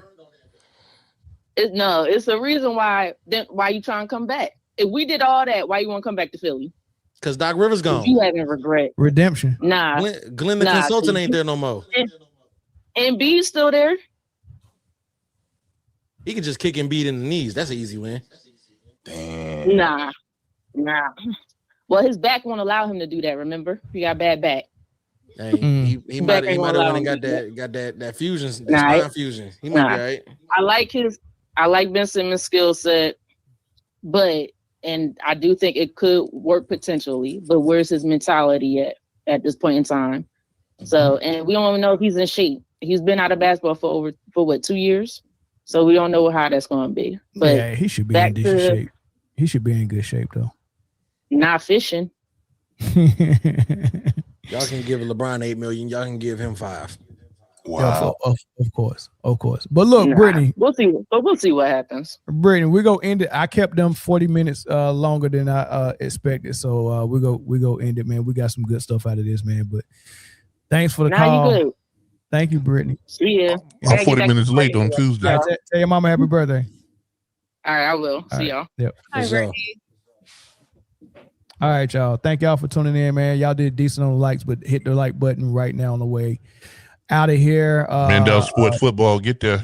Man Down Sports Football. I should go to them right now and see that we got 50 extra subscribers, man. So if you didn't remember to head over there and subscribe to Man Down Sports Football, do that. And you want to do that before football season because we're gonna be rocking and rolling once football get to rocking and rolling. So head over there and watch the videos that we already got there. Subscribe, hit that like button, leave comments. Definitely subscribe to Sports T. Definitely subscribe to a Format Podcast. And go check out my man Chris, who just dropped the album. And it's called Vacancy. You can catch it on Spotify, iTunes, and iHeart as well. And I'm telling you, it's R&B and it's dope. I ain't gonna lie to you. It's dope, y'all. It's dope. So go check that out. Vacancy. No vacancy. No vacancy. No vacancy. No vacancy. No vacancy. No vacancy. But other than that, hit the like button, y'all. Thank y'all for all tuning in. Appreciate everybody on the panel for providing everything. Jeff, we love you to death, big dog, man. Thanks for the call in. We'll catch you on the next one. Peace.